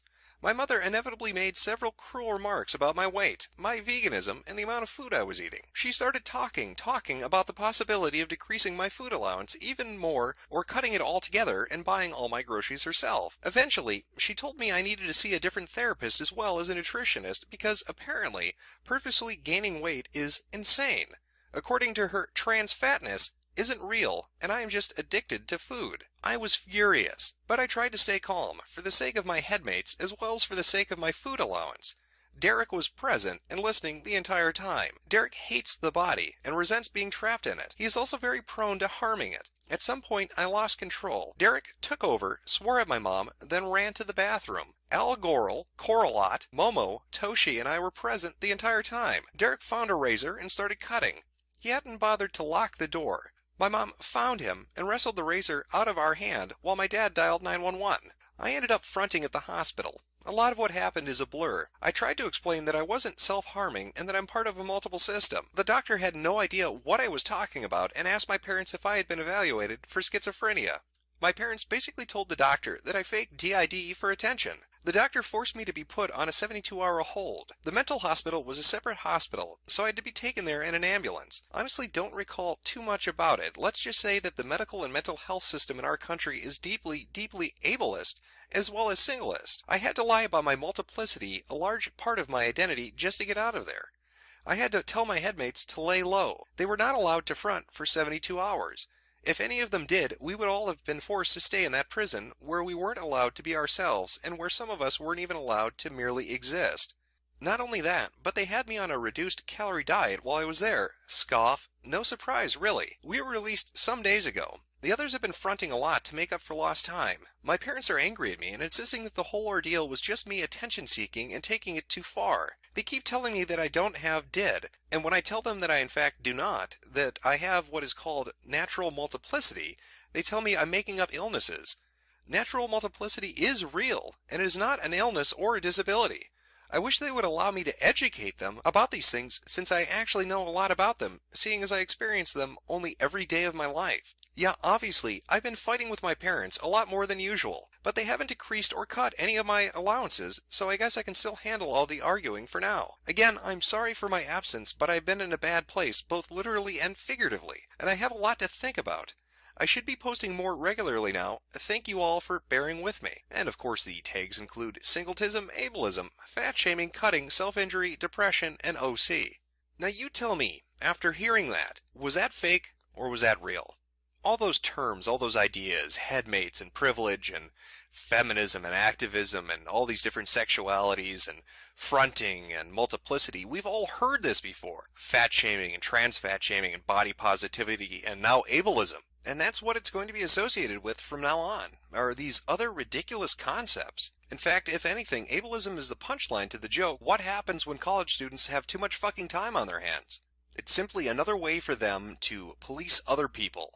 First by admitting that they've done something terrible, because then they can take the high horse, they can take the high road, and tell you how terrible you are.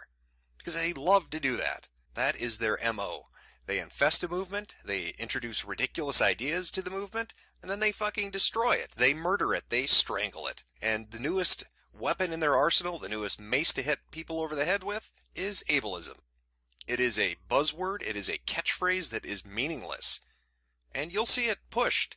Again, ask yourself, why are all these people college-aged? Why are all these people in college? And why are they all using the same terminology? It's coming from a central source. And maybe later on I'll do a video on that, because it might be interesting. But that is ableism. A joke. A stupid, retarded, insane...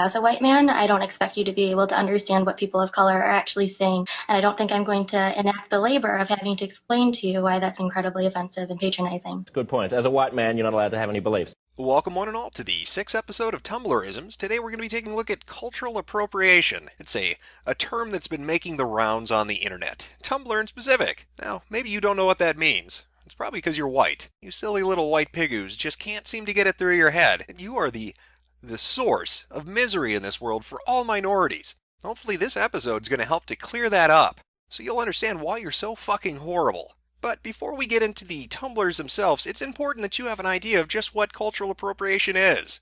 You really need the right mindset. You need to be able to empathize with all those oppressed snowflakes, because empathy is important. They need your sympathy. You need to signal boost their suffering. And so to do that, I've made this informational comic. Because I know Tumblr loves to do that. I know they love their little comics that explain, complex ideas to idiots like us. All right. Well, we've got this little guy here, and he's going to represent, I don't know, an entire group of people. Now, we need something to represent his culture, his heritage. I don't know, a bike. Let's say this bike represents his culture. Look how proud he is of it. Look at him pointing. He is very proud of his culture. Everything would be fine. This lovely neighborhood, this group of people and their culture, everything looks fine. But uh-oh, here comes the white man. Look at him. Look at those beady little eyes. He's up to something, I tell you. Now, at its core, cultural appropriation is theft, at least if you're white. Remember the simple mantra: if they're white, it ain't right to use anything ever made by anybody else, because white people are thieves. Horrible thieves. Look at him. Look at him ride that bike. He took it. He took that culture and he is riding it off. He doesn't care. Look at that little guy. He's so sad. Then that white devil doesn't care a bit about his culture. He's popping a fucking wheelie. And does he feel any remorse? Nope. He just rides off into the sunset. Another white oppressor, part of the patriarchy, riding that culture down the road. He's bunny hopping that culture. He doesn't give a shit. That's not his culture. He doesn't care. It's just entertainment for him.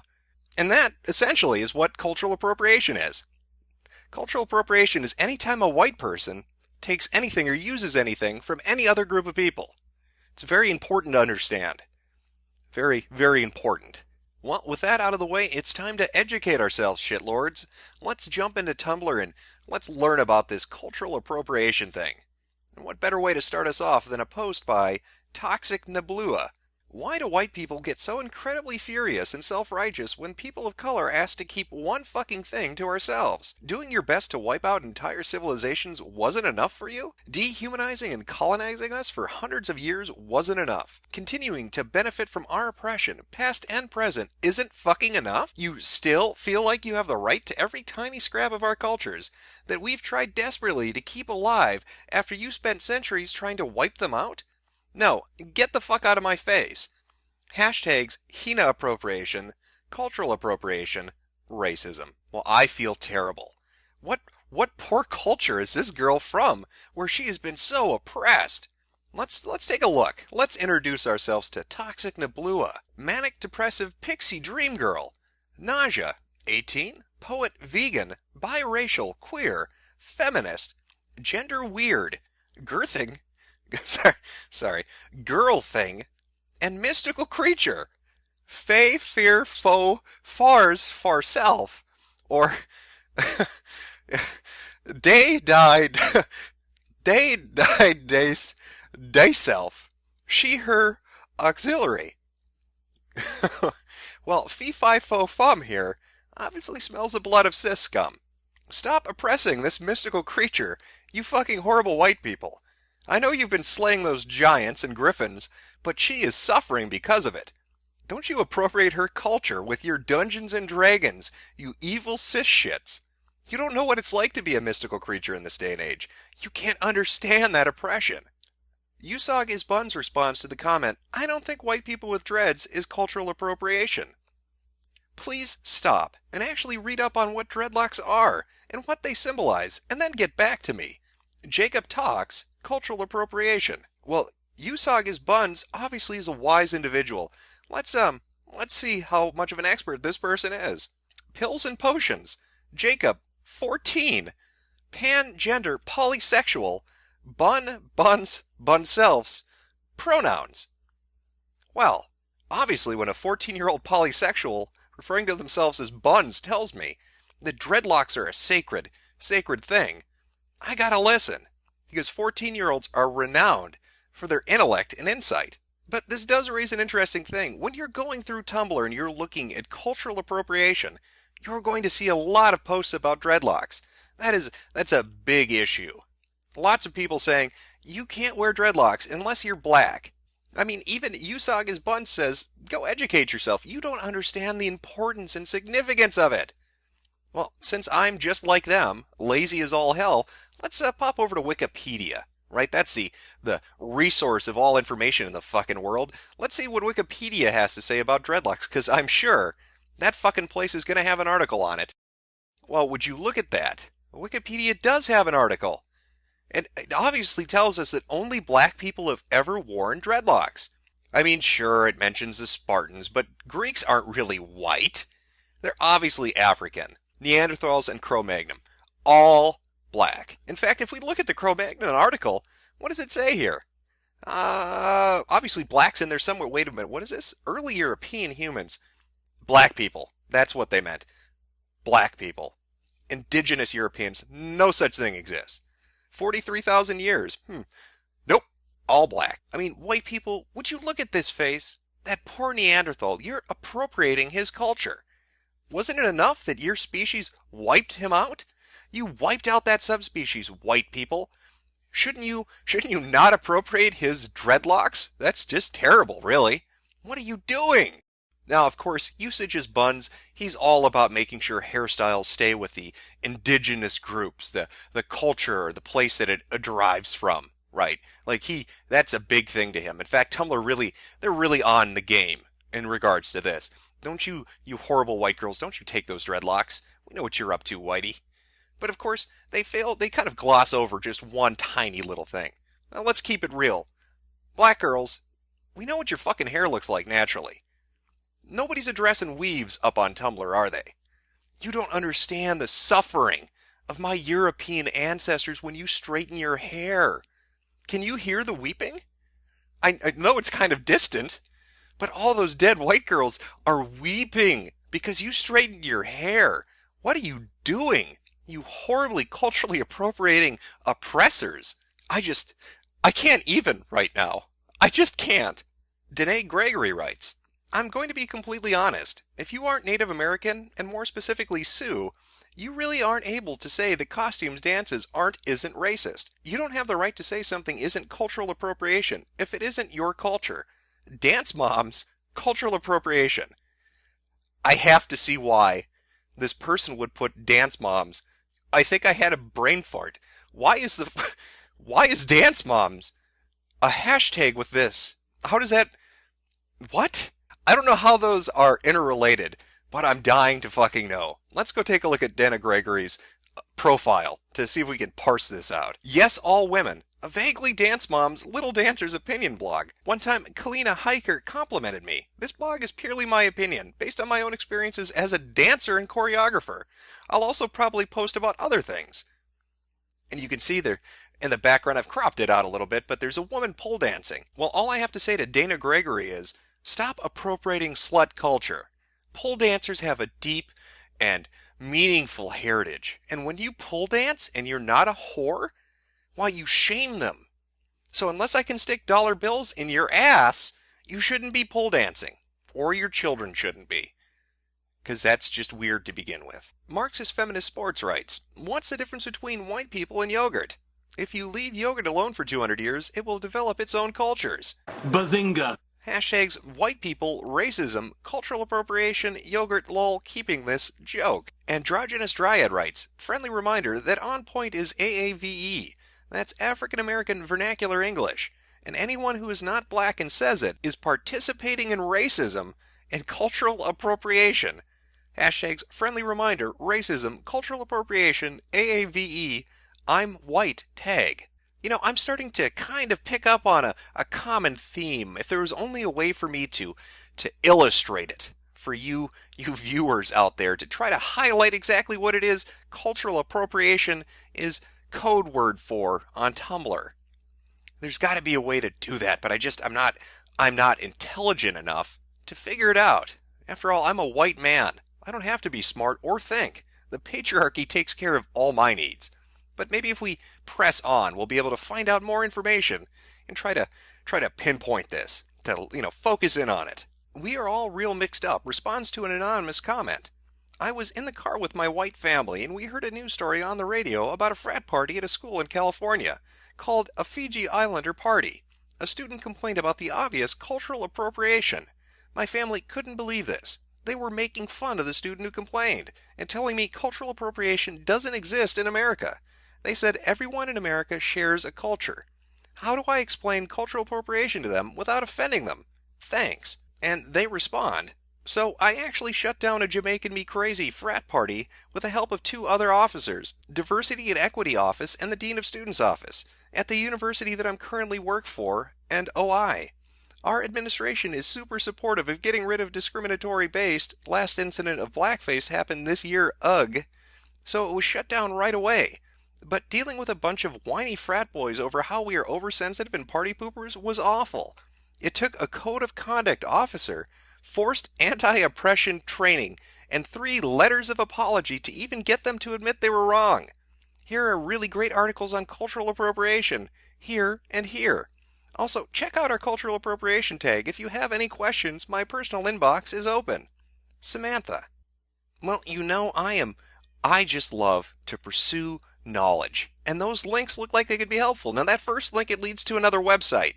And, you know, it has articles, but it's mostly essentially what you're going to find on Tumblr. The second link, however, I think this one might really have some fucking insight for all of us. It leads to a Tumblr profile, Swan Blood. Let's take a look. Swampinions, Sue, 18, 5'2", Birdie Bird Bird Birdface, aromantic, gray sexual, Japanese cis autistic, pronouns as she and her. Shocking that we keep finding so many autistic people related to these things. Could not be a coincidence at this point. I really don't think. Well, I'm sure they're just inclusive. That's why there are so many autistic people related to this Tumblr stuff. They want to be inclusive. They don't discriminate. They're very proud. Social justice warriors are very proud to admit how autistic they are. I think we should give them a round of applause. I think that's admirable. That's very brave of you, social justice warriors. Thank you for being so inclusive. Ashkenzie Audie responds to an anonymous ask. So, I'm a Jewish girl who sings professionally. This means that on Sunday mornings I sing in the choir of a Christian church, because I was hired to do so. Anyway, last week the choral director randomly decided to incorporate the Shama into a choral piece. I was totally affronted. First of all, that's some serious cultural appropriation. And secondly, they were pronouncing the Hebrew all wrong. But I can't quit because singing in the choir is my primary source of income. It was awful. And Ashkenzie Audie responds. That is actually kind of terrible. If you want to talk about cultural appropriation in relation to Jewish tradition, you can check out the blog Goynef. How badly were they pronouncing the Hebrew? I can safely assume they are getting the N sound wrong. Hashtags, cultural appropriation, Jew, Jewish, and Hebrew.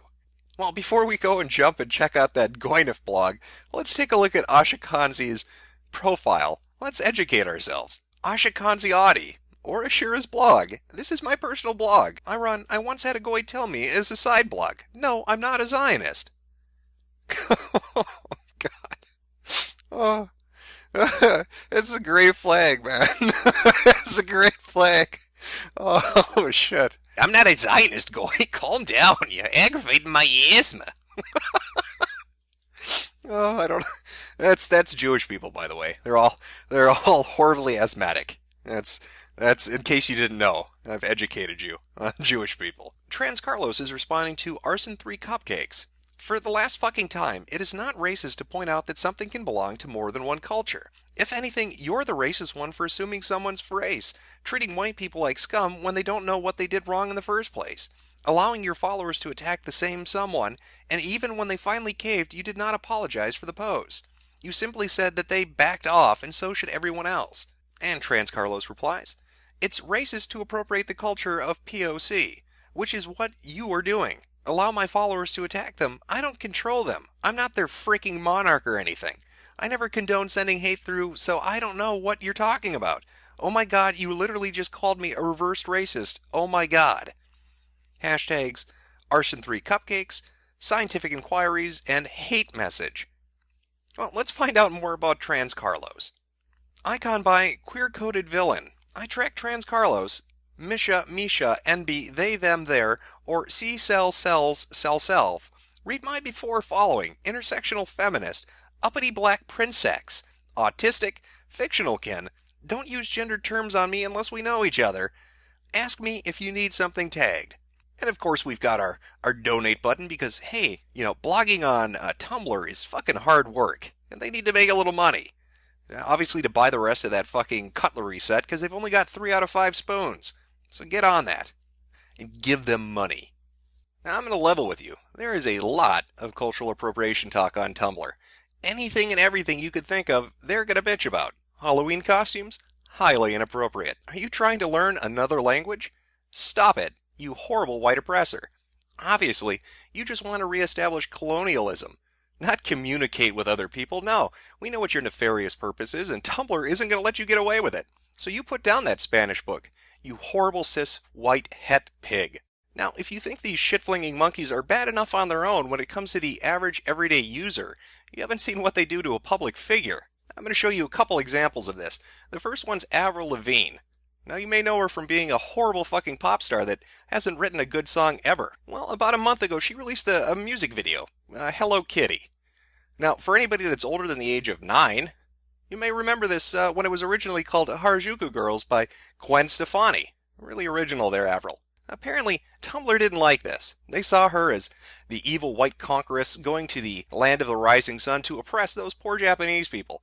So I'm going to show you a post of just how they reacted, and you can see how reasonable this is. So allow me to set the stage for you. This is a post by Political Sex Kitten, and it's in reference to Avril Lavigne's music video.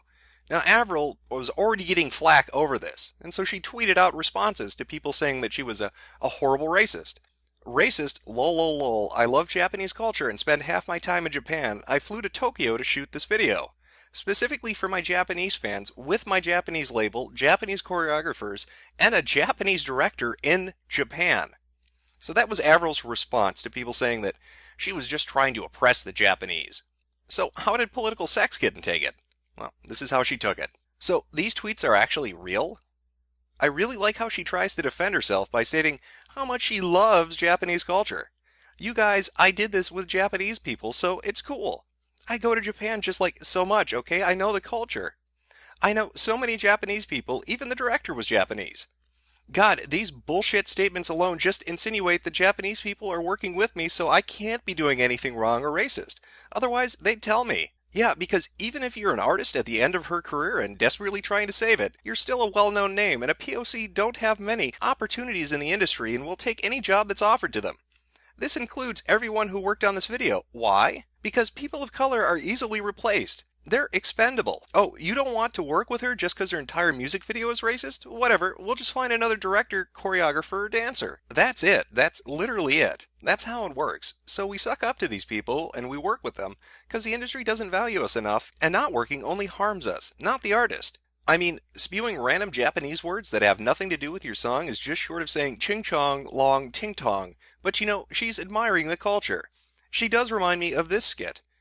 There's a link to something else, but I wasn't able to capture it. This is extremely racist and insulting. I'm an Asian American. I studied Japanese for 2 years. I've yet to begin to scratch the surface of Japanese culture and etiquette, and I'm not even the most confident or comfortable speaking or writing it, because I don't feel as if I know enough to say I can speak Japanese. Singing random words in a language you don't know is racist, when you use it for the sake of a song and just appropriate part of a culture so much. Then you have your Japanese backup dancers. They all look the same. They're silent and kawaii. Of course, to you, dear Avril, that doesn't perpetuate the stereotype of cute, obedient, and submissive Asian women. Girls, get it. They're just too damn cute and fit your set. God, you're turning 30. I don't care if you want to act childish and dress a certain way, but grow the fuck up and stop making arguments that defend your racist actions and try to justify them by name-dropping everything Japanese. You're not Japanese. You don't know Japanese. You don't know Japanese culture. Your song doesn't honor or flatter Japanese people or Japanese culture. It perpetuates a stereotype the West already holds. And you try to pass it off as them being cute and creative and appreciative and dedicated to your Japanese fans. No, fuck you. Hashtags cultural appropriation, Hello Kitty, Avril Lavigne Hello Kitty, racism, and Avril Lavigne. Political Sex Kitten's had 2 whole years of Japanese. Obviously, she's deeply immersed in the culture and is able to make a value judgment on whether or not you're appropriating it. As an Asian American, not a Japanese person, her perspective is the most important one. I also like how she happened to mention they all look alike. It's very classy. It's very good. All look alike. Can't tell them apart. Where have I heard that before? But let's not get off topic here. I mean, obviously, Avril is a horrible racist. Just because she flew to Japan and worked with an all-Japanese crew doesn't mean anything. She is a horrible person who just wants to mock and deride anything that's Japanese. Now, sure, Political Sex could have taken, 5 minutes and looked into the video production and seen if maybe perhaps the cinematographer or producer, who were both Japanese, by the way, were the ones who picked the art direction. Hell, maybe they were the ones who said, let's have 4 Japanese girls in there that all dress this specific way. But again, Political Sex Kid, she doesn't have time to do that. That's research.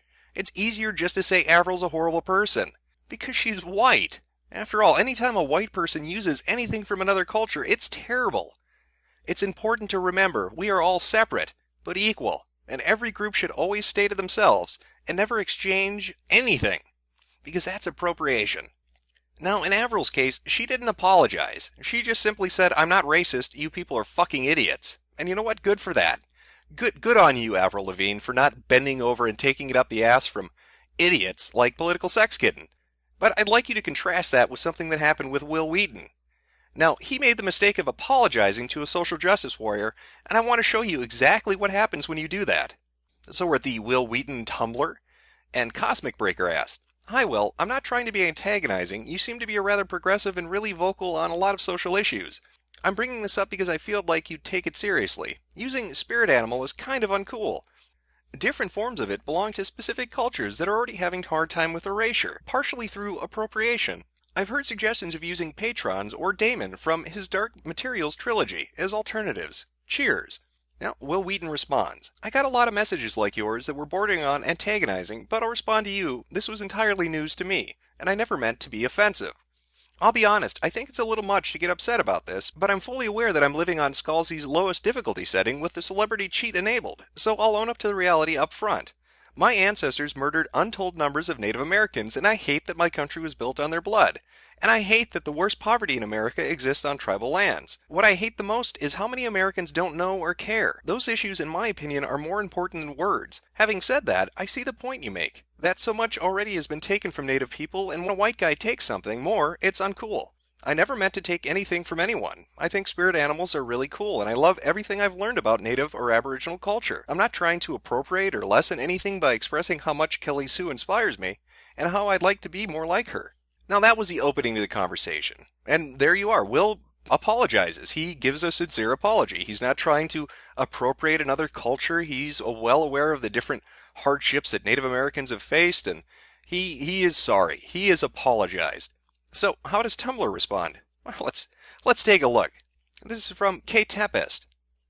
It's amazing how problematic this apology is. I don't even think Will gets that he's white-splaining. For the education of those who might find themselves in this situation, here's a primer on what's wrong with this response.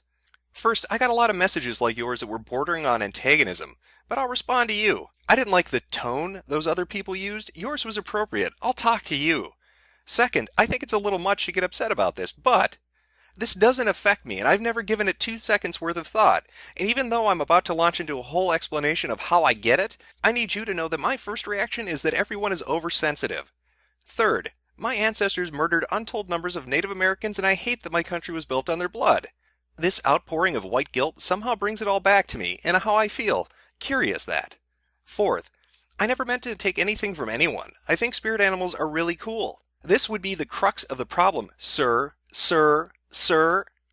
Fifth, I'm not trying to appropriate or lessen anything by expressing how much Kelly Sue inspires me and how I like to be more like her. The point is not what you were trying to do, it's how you did it that affects others. Why don't you express your admiration for Kelly Sue in ways that are not inappropriate? Why must you express admiration in this exact way? Also, how fucking hard is it to say, oh, I did not realize that invoking spirit animals like that is a problem, I won't do it again? That's really all you needed to say. You don't need to white-splain or get all defensive at all. Let Will Wheaton serve as an example of what not to do. Trust me on this, y'all. Well, that was a very diplomatic reaction, Kate Tempest. Way to extend a hand of friendship to Will Wheaton after his sincere apology, talking about how he wasn't trying to be culturally appropriative of other things, but he really admired them. Obviously, this is the way that you reach people. Bravo. Now, Will would have been better served if he'd just listened to the captain. Shut up, Wesley. But of course he couldn't. He had to apologize, because he is partially a social justice warrior, and so he tried to go out there and be sincere, and they kicked him right in the fucking nuts and spit in his face. That's what happens, Will. That is what happens when you apologize to these feral fucking animals. They don't give a shit. They just want something to bitch at and tear apart, and you were dumb enough to walk into the fucking den. And that is why you never apologize to these people, because it is never good enough. And they will constantly bitch about the littlest thing. And that's pretty much what cultural appropriation is. Bitching about the littlest thing that has no impact on anything else. These people want to live in a world of segregation, where all cultures are completely separate and we have no interaction with one another. Don't wear costumes that reflect another culture. Don't learn another culture's language. Don't eat another culture's food. Don't listen to another culture's music. They are prophets of stagnation. They are preaching a message of death to the world. On the one hand, they preach the tenets of multiculturalism and globalism and tell us how this is an integrated community and that the world is one nation and that, humanity is one people. But their actions don't reflect that. They do not care about a global community or about other cultures. They just want to bitch at you for having an interest in something else, especially if you're white. That is the common theme throughout all of this. If you go and look up cultural appropriation, 10 to 1, I will bet you 10 to 1, more often than not, it is going to have to do with white people, especially if it's a white male and especially if it's a straight white male. They hate them and will constantly bitch about it. That's why when you're looking through cultural appropriation, you rarely ever see anything talking about St. Patrick's Day. You don't see them saying these parades are terrible. There's no movement to get people to stop eating Lucky Charms. Did you know? I'm partially a Mick, and every time you eat those fucking 4-leaf clover marshmallows, somebody in my past weeps because they starved and ate potatoes or something. I don't know. I mean, when you eat Lucky Charms, okay, you culturally appropriating pieces of shit, when you eat Lucky Charms, you know what that's like for me? That'd be like if I ate Mammios. How do you like that? How do you like that if I were to eat Mammios? You horrible racist son of a bitch. Now, granted, Mammios would probably not be the most kid-friendly brand. Mammy, I'm coming. Oh. But it is full of protein. Now, at the end of the day, really when you look at it, cultural appropriation and the people who believe in it are just fucking boring. What kind of world do they want to live in? It's one devoid of fun and entertainment and happiness. Cultures, when they interact, bring things to the table that other cultures don't possess. It's through cooperation and innovation that we create new, interesting things that make the world entertaining and fun to be a part of. Not everything is so fucking super serious. Just because I like your music, or I like your hairstyle, or I like your way of dressing, because I want to mimic it, because I want to emulate it, doesn't mean I'm trying to push you down. It's the highest compliment I can pay you. Now, these social justice warriors, they may want to live in a world that's cold and dead and sterile and devoid of anything that gives warmth and happiness to people. But as for myself, I'd rather live in a world where little Japanese girls front death metal bands, because that's just more fun.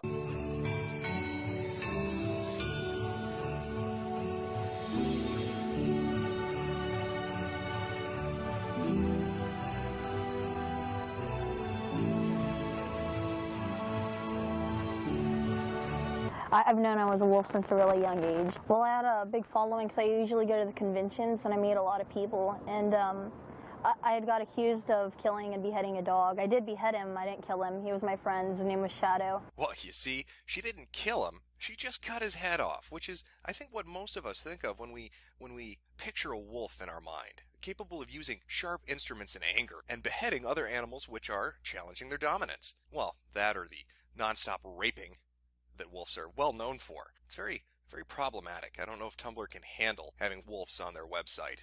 These violent rapists are a danger to everyone, especially dogs, apparently in this case. Welcome one and all to the 6th installment of Tumblerisms. We're going to be taking a look at otherkin as we journey through the land of insanity, otherwise known as Tumblr. There's no real way to get around this, but buckle up, because this is going to be one hell of a fucking episode. The sheer amount of insanity in this one particular group is off the fucking charts. And I've looked at some crazy shit before, but otherkin really takes the cake when it comes to batshit raving lunacy. So I think it's going to be fun. But, we need to pin down what that definition is, because we're shitlords. You need to remember that. We are privileged shitlords, and we need to understand how these snowflakes think. We've got to get their terminology down. Because when you go into Tumblr and when you're looking at otherkin, you're going to start to see all sorts of weird shit. And I think one of the first things, even before we go and look up the definition of otherkin, we probably need to make a distinction between what is a furry and what is an otherkin. Well, it just so happens that I've used my immense artistic skills, which I'm well known for, to put together this nice little infograph that I think will help to highlight the major difference between what a furry is and what an otherkin is. A furry is a human pretending to be a wolf. An otherkin is a wolf pretending to be a human. Let me see if I can clarify it a little bit more. A furry smells like death because they've been in that suit for 5 days at a convention, and the internal temperature in that motherfucker is equal to the same temperature your oven would be at if you wanted to cook a pizza. An otherkin drags their ass on the ground rather than using toilet paper. A furry will drink far too much alcohol and then nearly die of dehydration when they yiff themselves into a coma in the hotel room later that night. An otherkin will piss on their mother's azalea bushes so the other dogs in the neighborhood know who the fucking alpha male is. A furry will terrify children in a costume they've made that looks like something that's been birthed from a nightmare into the real world. An otherkin will growl at ground beef in the market because they think that's what hunting is. So now that we know that critical difference between a furry and an otherkin, let's pop on by valhallandbadger.tumblr.com to get a better idea of just what this otherkin community is really all about. So, just who is Valhalland Badger? Well, this is their About Me section. Hello, you can call me Elliot. I identify as androgynine, and my pronouns are z, zir, zers, and zerself. I'm pansexual and panromantic. I'm a 20-year-old college student majoring in geology. I love to draw and sculpt. I'm a spiritual polytherian, and my stereotypes are as follows. American Badger. Not one of those commie Russian motherfuckers. It's an American Badger. I tend to feel this one most strongly, thus my URL. I also identify as a hurrah bat, and as a black-tailed jackrabbit. In addition, I identify as being cat-hearted, deer-hearted, and fiction-hearted, with Tsuruku Tasaki from the book Colorless Tsuruku Hizaki and His Years of Pilgrimage. I'm neurodivergent. I have major depressive disorder, MDD, general anxiety disorder, GAD, agoraphobia, and avoidant personality disorder, AVPD. In addition, I have issues with paranoia, some delusions induced by anxiety, and a severe problem with maladaptive daydreaming. So now for some less serious information about me.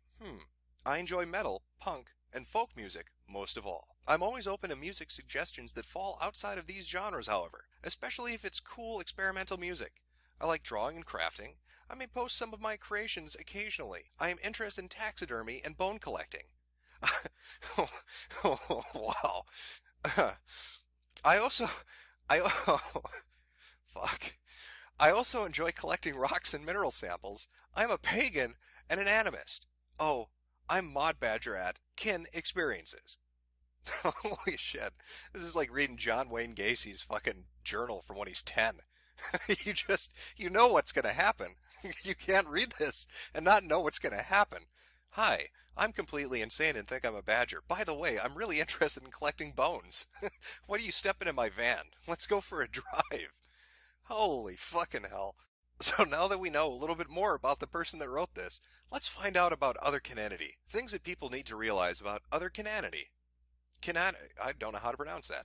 Things that people need to realize about otherkinity. Seriously, people both inside and outside the community need to get it through their heads that otherkin means to identify as non-human. Identifying with something non-human is being other-hearted. The two are not the same. A kin type is not a fursona. Someone can make their fursona after their kin type or realize they actually are kin to the creature chosen as their fursona, but the two are not equivalent by definition. Otherkinity is not exclusively a spiritual belief. Many otherkin identify as such for psychological reasons. Otherkinity is not a gender identity. We are not appropriating transgender struggles. Some otherkin are transgender. A fair amount are, in fact. Being one doesn't mean one cannot be the other. They are different types of identities. Stop erasing the gender identities of trans otherkin and stop using the existence of otherkin to invalidate trans people's identities. Your transphobia is disgusting and blatantly obvious. Some otherkin experience species dysphoria, which means they have a strong disconnect with their human body. Trans otherkin have found similarities between species dysphoria and their gender dysphoria if they have it, and so the two get discussed. They are not the same, but they can be comparable. Otherkin don't think it's cultural appropriation to wear wolf ears, or that it's oppression to have houseplants, or something ridiculous like that. Stop falling for obvious trolls. Otherkinity is not a mental illness by definition. Some may identify as such due to reasons derived from trauma or illness, but it isn't in and of itself a mental illness. In fact, a large majority of us whom are mentally ill, in addition to being otherkin, have confided our identity to mental health professionals who think it's a healthy identity to have. Stop yelling at us to get help. Your ableism is not appreciated by anyone. I'm sure there are other important things out there that should be added to the list, but this is all my brain is coming up with for the nonce. Well, I'm going to have to agree. I don't think wearing wolf ears is cultural appropriation. I'm fairly certain wolves aren't going to mind. But now we have a better picture of insanity. So going forward, we're going to have a better idea of what we're dealing with, because there are all sorts of kin types. You might have heard them discuss that, or therians. Now there's a difference between those two, but I can't be fucking bothered to learn it. I can only handle so much crazy in one sitting, and if you're looking for me to go into all of this, it's not going to happen. I'm just dealing with kin types. So what's a kin type?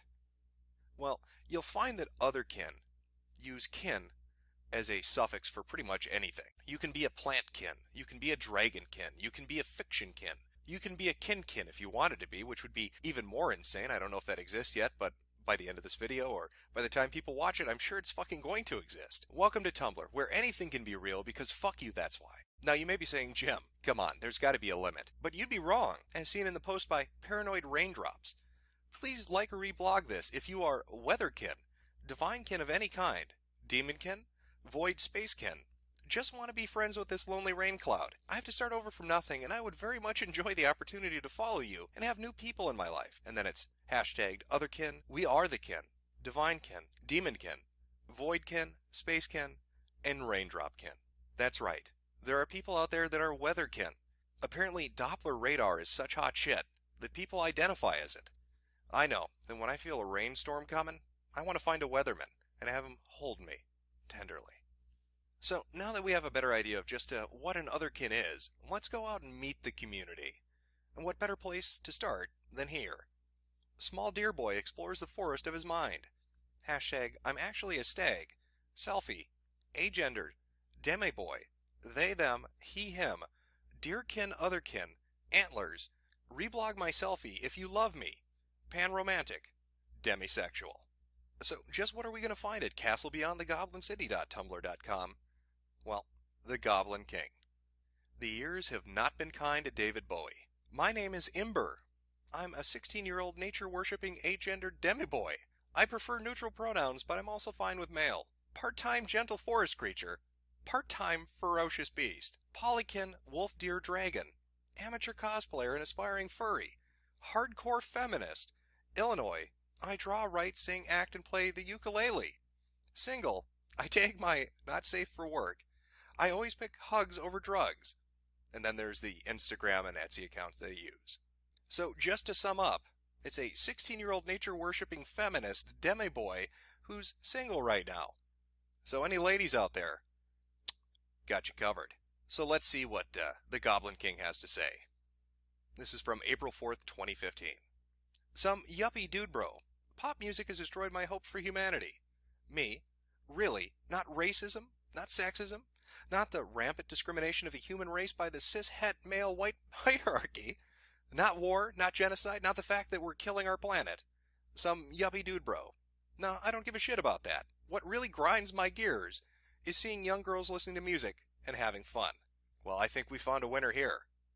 Let's delve a little deeper. Now, this next post is pretty long, but I think it gives you an idea of just who the Goblin King is. So let's find out a little bit more about our deerkin. Day 1. I cried so hard that it scared my father. He spent the night outside my bedroom door just to make sure I didn't stop breathing like a newborn in her crib the first week. Day 2. I went to work and I cried in the bathroom. Day 3. I believe I was cured. Now I think my mind was playing a cruel joke on me. Day 4. I told you I miss you, and you replied with, thank you. Day 5. I saw a picture of you on Instagram and it lit my throat on fire, so I burned your love letters over the flame. Day 6. I smoked weed with a boy on his back porch and he asked questions you were afraid to, but still, I couldn't kiss him on his couch. Day 7. I couldn't sleep because I kept dreaming of you kissing other girls on your couch. Day 8. I gave you all of your stuff back, and you thought I looked like a warrior, but really, I went home and cried an entire ocean into existence. Day 9. I laughed without you. Day 10. I kept finding excuses to text you, and you kept ignoring me. Day 11. I cried until my stomach heaved itself up, and I slept next to the toilet in case those nasty dreams came again. Day 12. Since when is heartbroken so goddamn romantic? There's nothing pretty about losing feelings in my knuckles after squeezing my hand so tight to keep from texting you. Day 13. I could never squeeze them tight enough. I could never imagine that you would be so good at letting me fade. Day 14. The doubt makes my spine feel less like vertebrae and more like giant icicles. You never loved me. Day 15. I found out you had replaced me, and it flicked at my bruises, but my ribs didn't break. Day 16. I told everyone about you, and they said you were stupid for leaving. But I think you were stupid for staying the first time you sliced my heart on the side of the road. Day 17. I didn't think about you for an entire night because I was drunk in bed with someone else. Day 18. What color are your eyes? How big are your hands? Where was that freckle on your face I used to look at while you slept? Day 19. Sometimes all I feel in my chest is my heart trying to break out of its cage. I think it's tired of everything I have put it through. Day 20. I'm sorry I couldn't ignore your birthday. I'm sorry, I'm sorry, I'm sorry. Day 21. This was a shitty poem about a shitty person, but I don't think of you so much anymore. I don't think of you so much anymore. Life is hard for a deer. Well, I cry every time. Well, I don't know about you, but I cry every time. Who knew that deers had such emotionally traumatic lives? Apparently Tumblr is the #1 website for fucking creatures in the forest. Twitter's got to step up its game. All it's got are those birds. But if you've got 4 legs, if you're a quadruped, Tumblr is where it's at. That's where all the forest creatures go to tell you about their heartbreak and the sorrows of their lives. Like that one time the tree bark just didn't cut off right. Or how good that grass was yesterday. Or taking a shit next to that bush. Well, with all these struggles and hardships in life, like being a deer who happens to be a feminist, or a badger that wants to collect human bones, if there was only a place where otherkin could go to release that emotional weight, and to just lay it all out there. Oh, well, hey, what do you know, there is! It's confessions.tumblr.com, a Tumblr blog set up to allow otherkin to anonymously vent about their day-to-day frustration. So why don't we take a look at a few and get a better understanding of just the kind of traumas that the otherkin deal with on a daily basis. Anonymous posts on the 4th of April. Even though everything I feel tells me I'm a bearkin, I don't want to be a bear. I don't particularly like bears. I just feel like I am one. Well, at least I know where to find the answer when somebody asks, does crazy shit in the woods? Anonymous posts on the 2nd of April. I'm slightly irritated at fictionkin in general. I don't hate anyone. I don't have the desire to tell people how to identify. It just seems like fictionkin are a bit less legit than someone who is a cat, dog, or dragonkin. I'm sorry, I need to reread that because my mind melted a little bit. It just seems like fictionkin are a bit less legit than someone who is a cat, dog, or dragonkin. I just don't get it. How do you live your life as a character that isn't real, or could die in the series? I think it's just an infatuation with a series rather than an actual identity. Come on. Come on. If irony had a physical weight to it, you could package this post up into a bag and bludgeon people to death with it. It's almost like watching somebody who's on the cusp of self-awareness, but they haven't made that final step over the line just yet. Anonymous posts on the 1st of April. I'm Dragonkin, and I get to travel a lot for work, but I hate flying an airplane so much. Being forced to sit straight up while enclosed in a tiny plane and not being able to stretch my wings out and fly myself makes me feel so sick and dizzy each flight. I wonder how many Dragonkin are base jumpers. Probably not a lot. Or probably not a lot that ever make it to the second jump. The ripcord's there for a reason, champ. Those wings aren't going to glide your ass to the ground just as safely as you might think they are. Just saying, pack a parachute, asshole. Anonymous posts on the 30th of March. I think identifying as a factkin is extremely disrespectful. Being factkin of a dead person does not make it better. You are disrespecting real people and disrespecting the memory of those past. It's ableist to claim you are someone else, as they would definitely trigger dissociative episodes, and racist to ID as factkin of someone of another race than you. Sincerely, it is disrespectful all around. You see, there's a line you don't cross. If you want to be a deer, go right ahead, but don't you dare say you're Benjamin Franklin. That's a step too far. Anonymous posts on the 27th of March. I'm Demonkin, but a peaceful and helpful demon. So I don't get along with some of the other Demonkin on Tumblr, which sucks. I'm really lonely. Plus, it's kind of scary because they tell me I should try and hang around Angelkin instead, most of which I'm anxious of. Old habits die hard. I just wish there were more demons like me. So even in the land of special snowflakes, this particular Demon King is a special snowflake. You'd think the fires of hell would melt him, but no, apparently not. He's just a nice guy all around. I wasn't spitting pea soup at the priest because I wanted to spook him. I just was trying to give him a pleasant meal. I was thinking of his health. He needs to eat healthier. Anonymous posts on the 26th of March. I'm a deer Therian, and I really wish I could find a herd. It's called hunting. Good luck. Anonymous posts on the 25th of March. As a deerkin, it's very pleasing to hang out deep in the woods where everything is quiet, especially eating berries and reading a book maybe. I get very depressed in the winter because it's too cold for me to do this. You poor bastard. Unable to eat berries and read books like every other deer out there. I feel your pain. Anonymous posts on the 17th of March. I'm a dollkin, feeling astral horns, and I don't know why. Perhaps it's because you're fucking crazy. Look into that. I don't know. It's a little tip from me. Maybe you're just completely insane. Anonymous posts on the 14th of March. I'm birdkin. When I was little, I always ran with closed eyes and spread my arms out. Tried to jump as far and as high as I could, and imagined I would fly. I still do it when no one is watching. It feels so natural not to feel the ground beneath me. That is until the moment my face connects with the fucking pavement, and I get sent to the hospital with a concussion. Yeah, I bet you do it when no one's watching. 'Cause you look insane. What the fuck are you talking about? You're right. Jesus. There are people like this. Anonymous posts on the 8th of March. I'm Monsterkin, and sometimes I make small growling noises, and I feel special when my friends call it cute. God, it's almost like... Yeah, hear me out on this. I know it's crazy. It's almost like you're doing this for attention. That's weird, huh? Like maybe you're not really a monsterkin and you just want people to pay attention to you? I know, I'm probably way off. You keep doing what you're doing, hiding under beds and grabbing little kids' feet when they pop out to go take a pee in the middle of the night, or whatever the fuck it is you do. Anonymous posts on the 27th of February. When I walk past the raw meat aisle in stores, I get hungry. The meat just looks so tasty and chewy, and I drool imagining the taste and texture in my mouth. I can't tell if I'm demonkin or wolfkin or something like that. All I know is that I want to eat raw meat. Can you picture this? Let's say, 20-year-old morbidly obese man in a wolf costume, drooling at the mouth as he stares at ground beef in the meat aisle of his store. His children run screaming because he's furiously masturbating, because that's what wolves do. Don't argue with me on this. I know about this. I've read enough Tumblr to know this.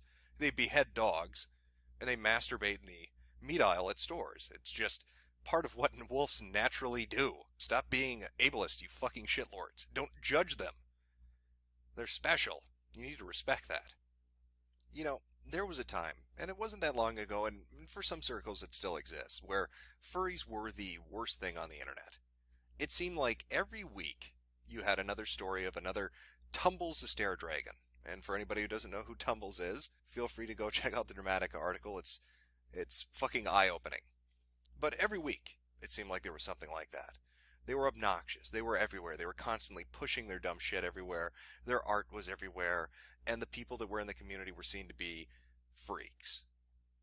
But something happened over the last 7 or 8 years. Now don't get me wrong, they're still freaks. But they're freaks with a better image. Now part of that is because of people like, I don't know, Uncle Kage. I have often said that we are our own worst enemy. Because of the early days of furry fandom, the image that was put forth to the world at large was not perhaps the most positive image that could have existed. I've been trying to fight that ever since. And what he says is right. They are their own worst enemy. You've got to take back control and rein it in a little bit. Now, is that possible with Otherkin? Can Otherkin rein it back in? Because when you go through Tumblr, when you're looking at this, it is insanity. Pure insanity. You have people that believe that they are everything that could possibly exist. They are dead people, they are living people, they are fictional characters, they are dragons and lizards, they're wolves, they're plants, they're fairies and fae, they're demons and gods. They are convinced of it. You throw in a little sprinkling of mental illness and it really takes off. It's like the headmates thing, where you're facilitating, you're helping along crazy people to be even crazier by letting them buy into this bullshit, by not having a division, a line that says, hey, it's play pretend. We're not being real here. It's hard to look through this and to go through the tags, and there's so many Tumblrs about Otherkins out there. And by the way, I saw this one. Please, God, please make this a thing. Because this is so dumb on its own that it just deserves to exist. I was really disappointed that there weren't more of these. Because that would have been the whole fucking video. If I could have got this. This should be a fucking thing. But when you break it down to its brass tacks, what are you looking at? Well, you saw in those confessions, right, these anonymous posters, almost all of them repeat the same thing. And if you go and look at that Tumblr, you're going to see what I'm talking about. It's people that want attention. They want to feel special. This has become a badge of honor in our current society. The more diverse, the more unique you are, the more worth you have. You can't just be average or ordinary or mundane. You can't just be a human being. You have to be a demigod, a deerkin. You have to be the system mate of a fucking head star and all this other crazy bullshit, because then you can tack it up on your little Tumblr blog and more people will pay attention. And it's not even enough anymore that there are all these bizarre things, that these Otherkins are all these different forms of nutty. They have to fight amongst themselves. Who's more unique? Go look at that confession page. It's mind-boggling how many of them will say, I'm just the same as this other person, but I'm a little bit different, and oh, woe is me, how lonely I am. Will you come and look at my blog?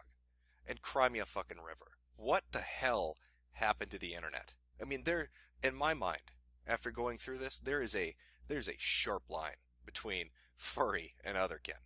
Furries are fun to laugh at, but I don't think they're crazy. Otherkin is a completely different thing. It's attention whoring at a level that just is, it's mind-blowing. It's boggling, really, when you look at it. So really, at the end of the day, it looks like the Otherkin community is broken down into a couple of different groups. You've got one group that are people that are desperate for attention, and they will make themselves unique in any way they can to get that attention. It's just a way of drawing people to them. The other group are legitimately crazy people that have been drug along for the ride by these attention-whoring assholes. Vi lever tillsammans. Vi sitter i soffan och ibland gosar jag på henne och ibland så brottas vi. Det är oftast mest vanliga tråkiga vardagsgrejer.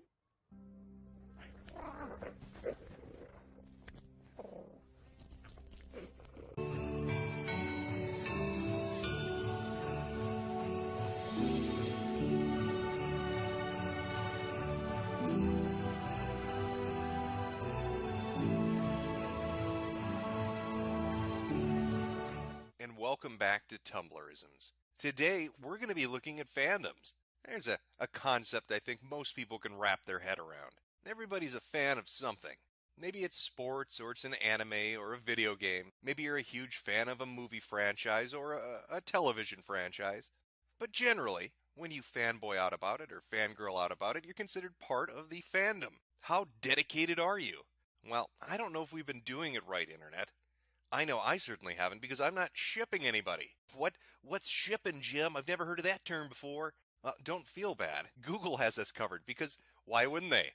Why wouldn't their dictionary have a definition for this? Welcome to the current year. Now, a ship is not a vessel that carries cargo. It's not delivering consumer goods, at least not in this context. The thing that it's delivering are the hopes and dreams of fat 13-year-old girls all over the internet, because it involves taking characters from a franchise and putting them into a relationship. Hell, it's not just Google that has a definition for this. Even fucking Wikipedia has an article on this. Taking characters and putting them into relationship. What the fuck? Daria? Oh, there's There's a character I like to ship. You know, usually I like to put Daria Morgendorffer in a relationship with, I don't know, oncoming traffic.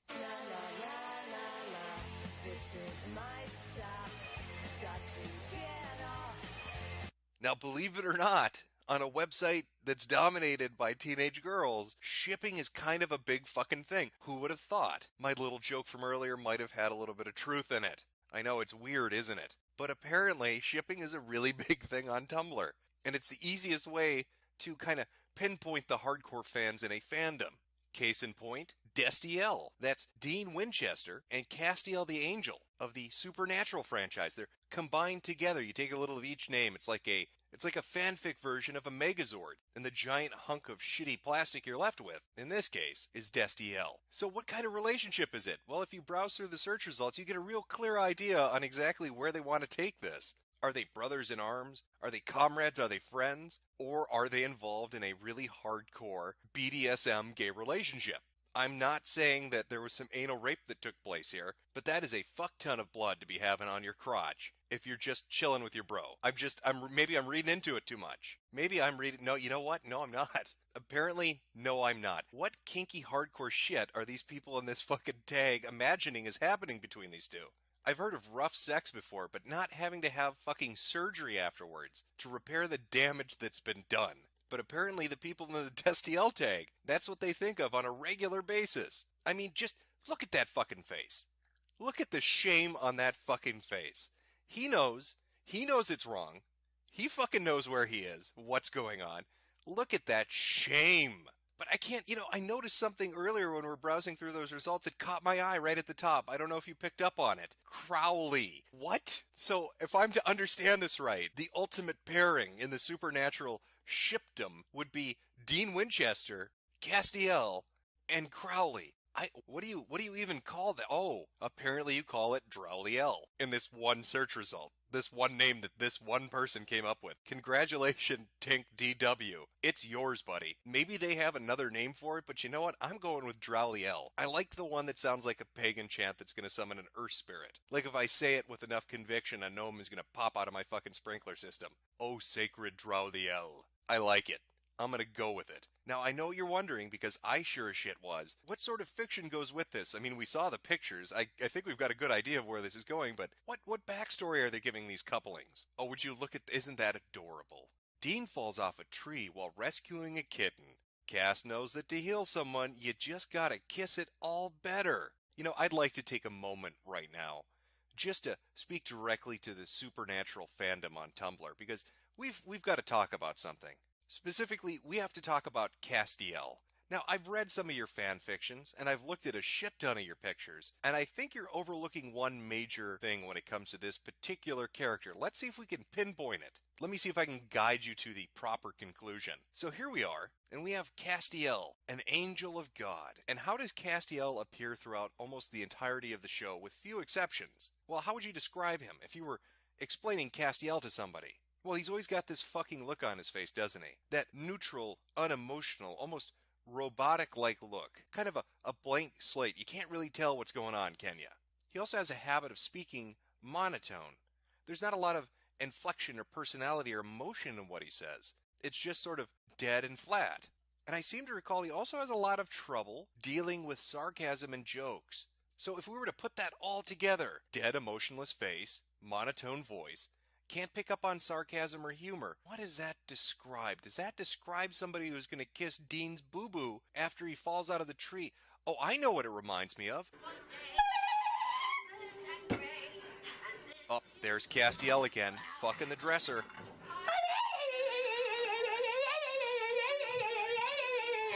He's autistic. Castiel is the definition of autistic. What are you doing? I asked my priest parents if they shipped Destiel. This is not a drill, people. Okay, so yesterday I asked my parents if they shipped Destiel or if it became canon. How would they react? My mom was like, meh, I don't care either way. But then I asked my dad and he said, Dad, I certainly wouldn't stop watching it if it became canon. And I think it's a nice idea, but I wouldn't want it to be the main focus of the show. Me. So, do you mean like a subplot? Dad, yeah, I just don't want it to take over the show. Me, whispers to my sister. Holy fuck, he ships it. I wonder what your priest parents' reaction to, I'm not gay. I can't be gay, but that angel is pretty fuckable. Yeah, just ask it old mom or dad. Just say, hey, mom and dad, I'd love to go to church today. That Jesus Christ guy that they have up on that crucifix in there gets my dick hard. And see what their reaction to that is. My priest parents are okay with the idea of a dude fucking an angel. I don't even know where to begin with that, really. Firm chest, soft shirt.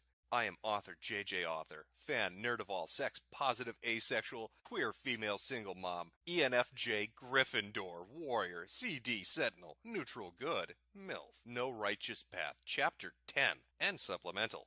Castiel takes care of Dean. This chapter is not safe for work. Graphic, sexual content. I don't know about you, but I'm really tempted to click on that. I mean, after all, this is an author, nerd of all sex, positive, asexual, queer, female, single mom, ENFJ, Gryffindor, warrior, CD, sentinel, neutral good, MILF. You just know they write good fan fiction. You know what? Let's take the leap. Let's go take a look. Now, this little journey is going to lead us to Archive of Our Own, which is a website that hosts quite a bit of fan fiction. Lots of fandom stuff to be found on there. Could do a whole video series on that in and of itself. But let's take a look at our little story. God, that is a shit ton of tags. On his 40th birthday, Dean Winchester suddenly begins to worry he may have lost his chance for a real mate. He's been so focused on his business as a 24-hour roofing and repairman that he's never taken the time to date properly, even make a lasting relationship outside of his family. Beginning in their late 30s, alphas and omegas start to lose their mating and bonding hormones, making it more difficult, and often impossible, to mate or bond with anyone past a certain age. But as a modern alpha, Dean would be content with a companion at least. Blood bonds aren't the be-all end-all. However, after a late-night emergency roofing repair call from Castile Novak, Omega Dean starts to hope, yearn. The only hang-up is that Castile admits to being as old-fashioned as the book he teaches, nervous to go against his religious upbringing by being with someone who he can't bond properly, as Alpha and Omegas are intended to do, but he can't deny his attraction to Dean, and despite his sensibilities, he thinks that just maybe, he can change for the man he's falling in love with. 52,151 words. Oh boy.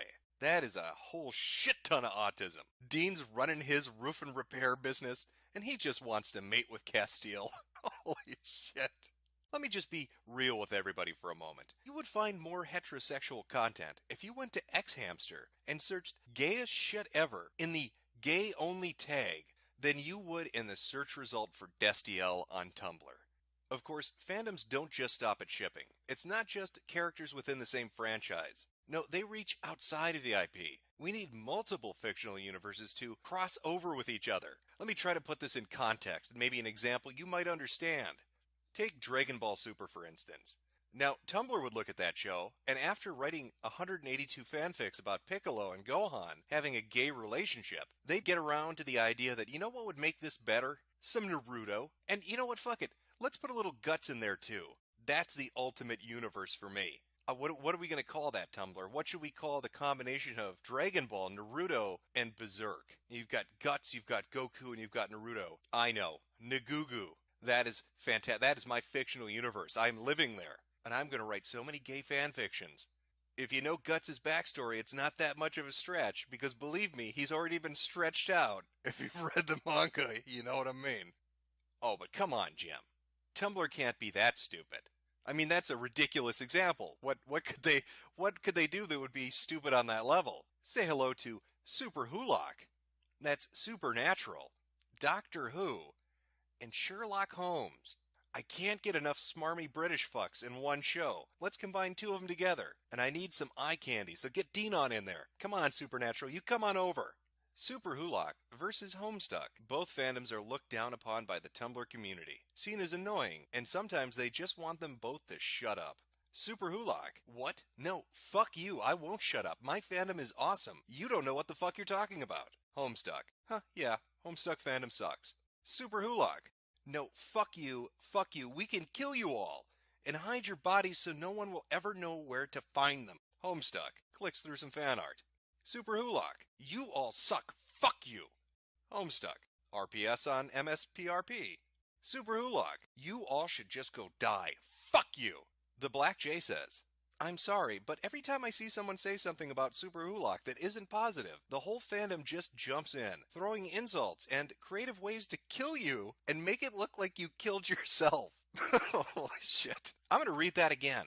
Jumps in, throwing insults and creative ways to kill you and make it look like you killed yourself. Look, I'm not a part of the fandom or anything, and I'm not making fun of it. But when other people see how badly you handle those situations, you're just bringing your fandom down. Do yourself a favor and calm your tits. Merperson. Super Hulaks.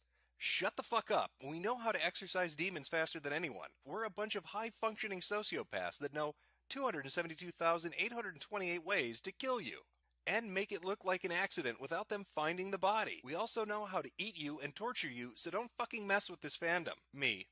Okay, I'm calling the fucking cops. You know, I need to let's take a step back here. Maybe I'm just looking at a bad bunch of reactions to the Super Hulak community. I mean, they can't be that fucking awful, can they?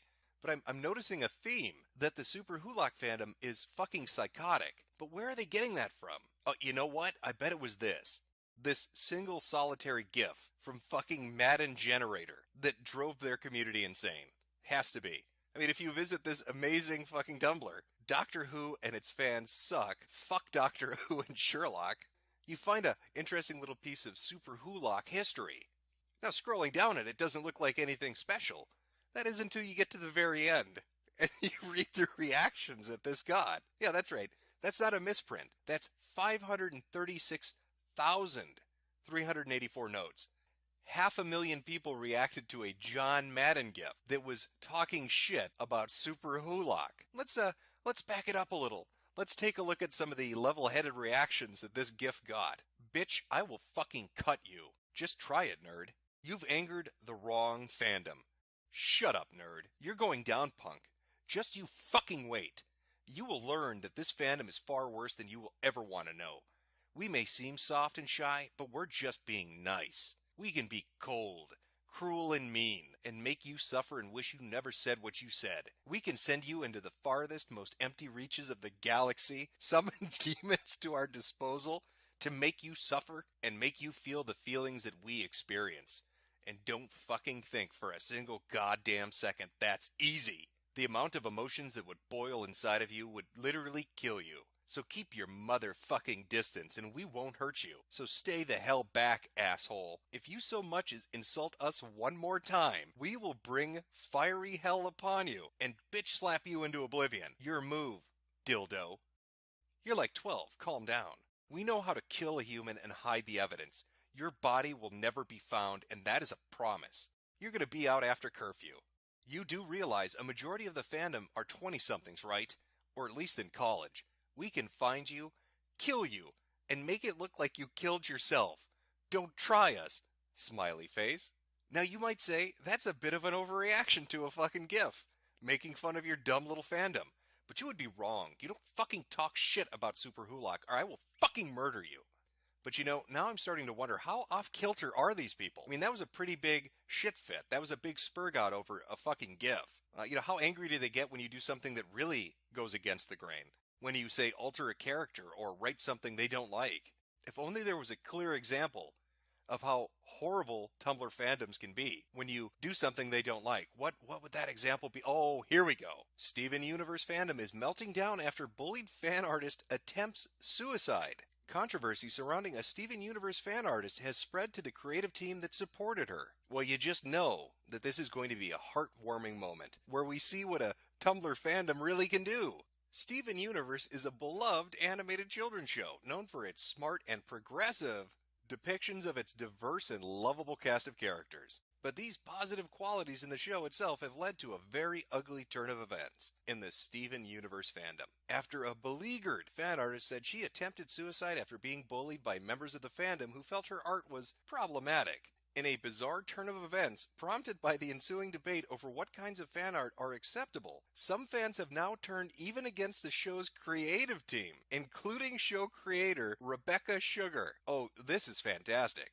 So not only will the fandom on Tumblr go after its own members, it will attack the creators of the thing it is a fan of. That is some next level shit right there. We were talking about meta-autism. This is my mind is just fucking kapow. It all started last week when a fan artist going by the name Zammy caused a scare on Tumblr when she posted an apparent final note to her Tumblr, then disappeared for 3 days. When she re-emerged, it was to post a tearful video she claimed was being filmed at a hospital, where she said she was getting the help she needed. Prior to Zammy's alarming initial farewell, members of the Steven Universe and Homestuck fandoms had reportedly created more than 40 critical blogs and other social media accounts directed at her because they believed she was purveying problematic depictions of many of the characters she drew. During her time in the fandom, Zammy has been accused of a litany of flawed portrayals of characters, including perpetuating racism, stereotyping, transmisogyny, transphobia, apologism, incest, pedophilia, fatphobia, and ableism in her art. For example, when Zammy drew a Japanese character from the popular anime Yawamushi Pedal, she came under fire for giving the character yellow skin and slanted eyes. Now, I encounter that problem myself quite a bit. You may not know this, but I have a fairly active DeviantArt account, where I have a very popular webcomic called Mr. Stickfigure. Now, Dave, he's a white guy. But what happens when Dave has a friend named, I don't know, Tyrone? How do I depict Tyrone? I don't want to be racist. Do I give him things that make him more black? Wouldn't that be stereotyping? And I can't really leave his face white, right? I mean, that's like a macro and a microaggression got together and fucked each other. That's a macro mic. So I've got to do something. Oh, I know. I'll give him a black face. So they got angry that she drew a Japanese character and made the Japanese character look Japanese. That's terrible. Horrible. What are you doing? When she drew a black character, she came under fire for removing her afro and giving her blonde hair. When she drew a Native American Fluttershy, from My Little Pony, the response was mixed and often critical, pointing out that she had further stereotyped the character. I'm sorry, but you need to respect Fluttershy, the magical fucking pony's Native American history. Are these people for real? On the other side of the issue, plenty of people have insisted that it's more important to continue calling out what they see as problematic behavior, even if that extends to the kind of social ostracism that led to all of this to begin with. Me not being a pushover for oppression makes me toxic, wrote one user. Fuck that. If you support people drawing canonly fat characters as skinny, or worse, whitewashing POC representation, you can unfollow me right now, because I don't need your shit. On Sunday night, the turmoil reached the Steven Universe production crew, prompting series co-producer Ian Jones-Cordy to weigh in with a now-deleted tweet saying artists should be allowed to draw what they want. The response was immediate. Racist fan art doesn't stop being racist just because it's fan art. Well, this is like a saga in and of itself. I mean, now all these twists and turns, where is it going to end? Meanwhile, the hateful rhetoric around Zombie's participation in the fandom continues, with numerous detractors arguing that she was faking her alleged hospital video. What a twist! Well, isn't that just fucking special? Here you actually have a community that's attacked one of its own for daring to draw their own version of fan art, that got the blessing from the creator themselves, and that's still not good enough. We got to go after them. And even if all the talk about suicide and hospital videos and arrests, if that was completely fictitious, which there seems to be a substantial amount of evidence that it could be, that doesn't dismiss the amount of shit this person got for drawing a Japanese character yellow, or giving a black woman a fucking wig? We're gonna act like black chicks don't use weaves? Like, who the fuck are we? Who are you kidding?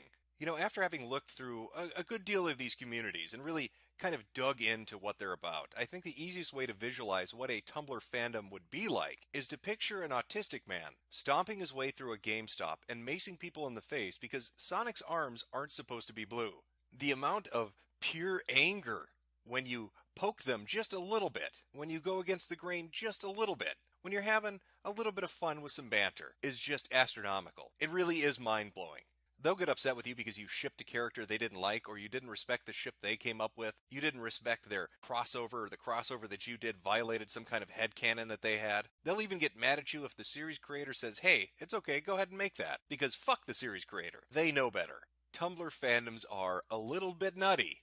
So be warned, if you're going to Tumblr and you're going to interact with the fandoms there, don't ask questions. Otherwise, it'll end up like this. Why do...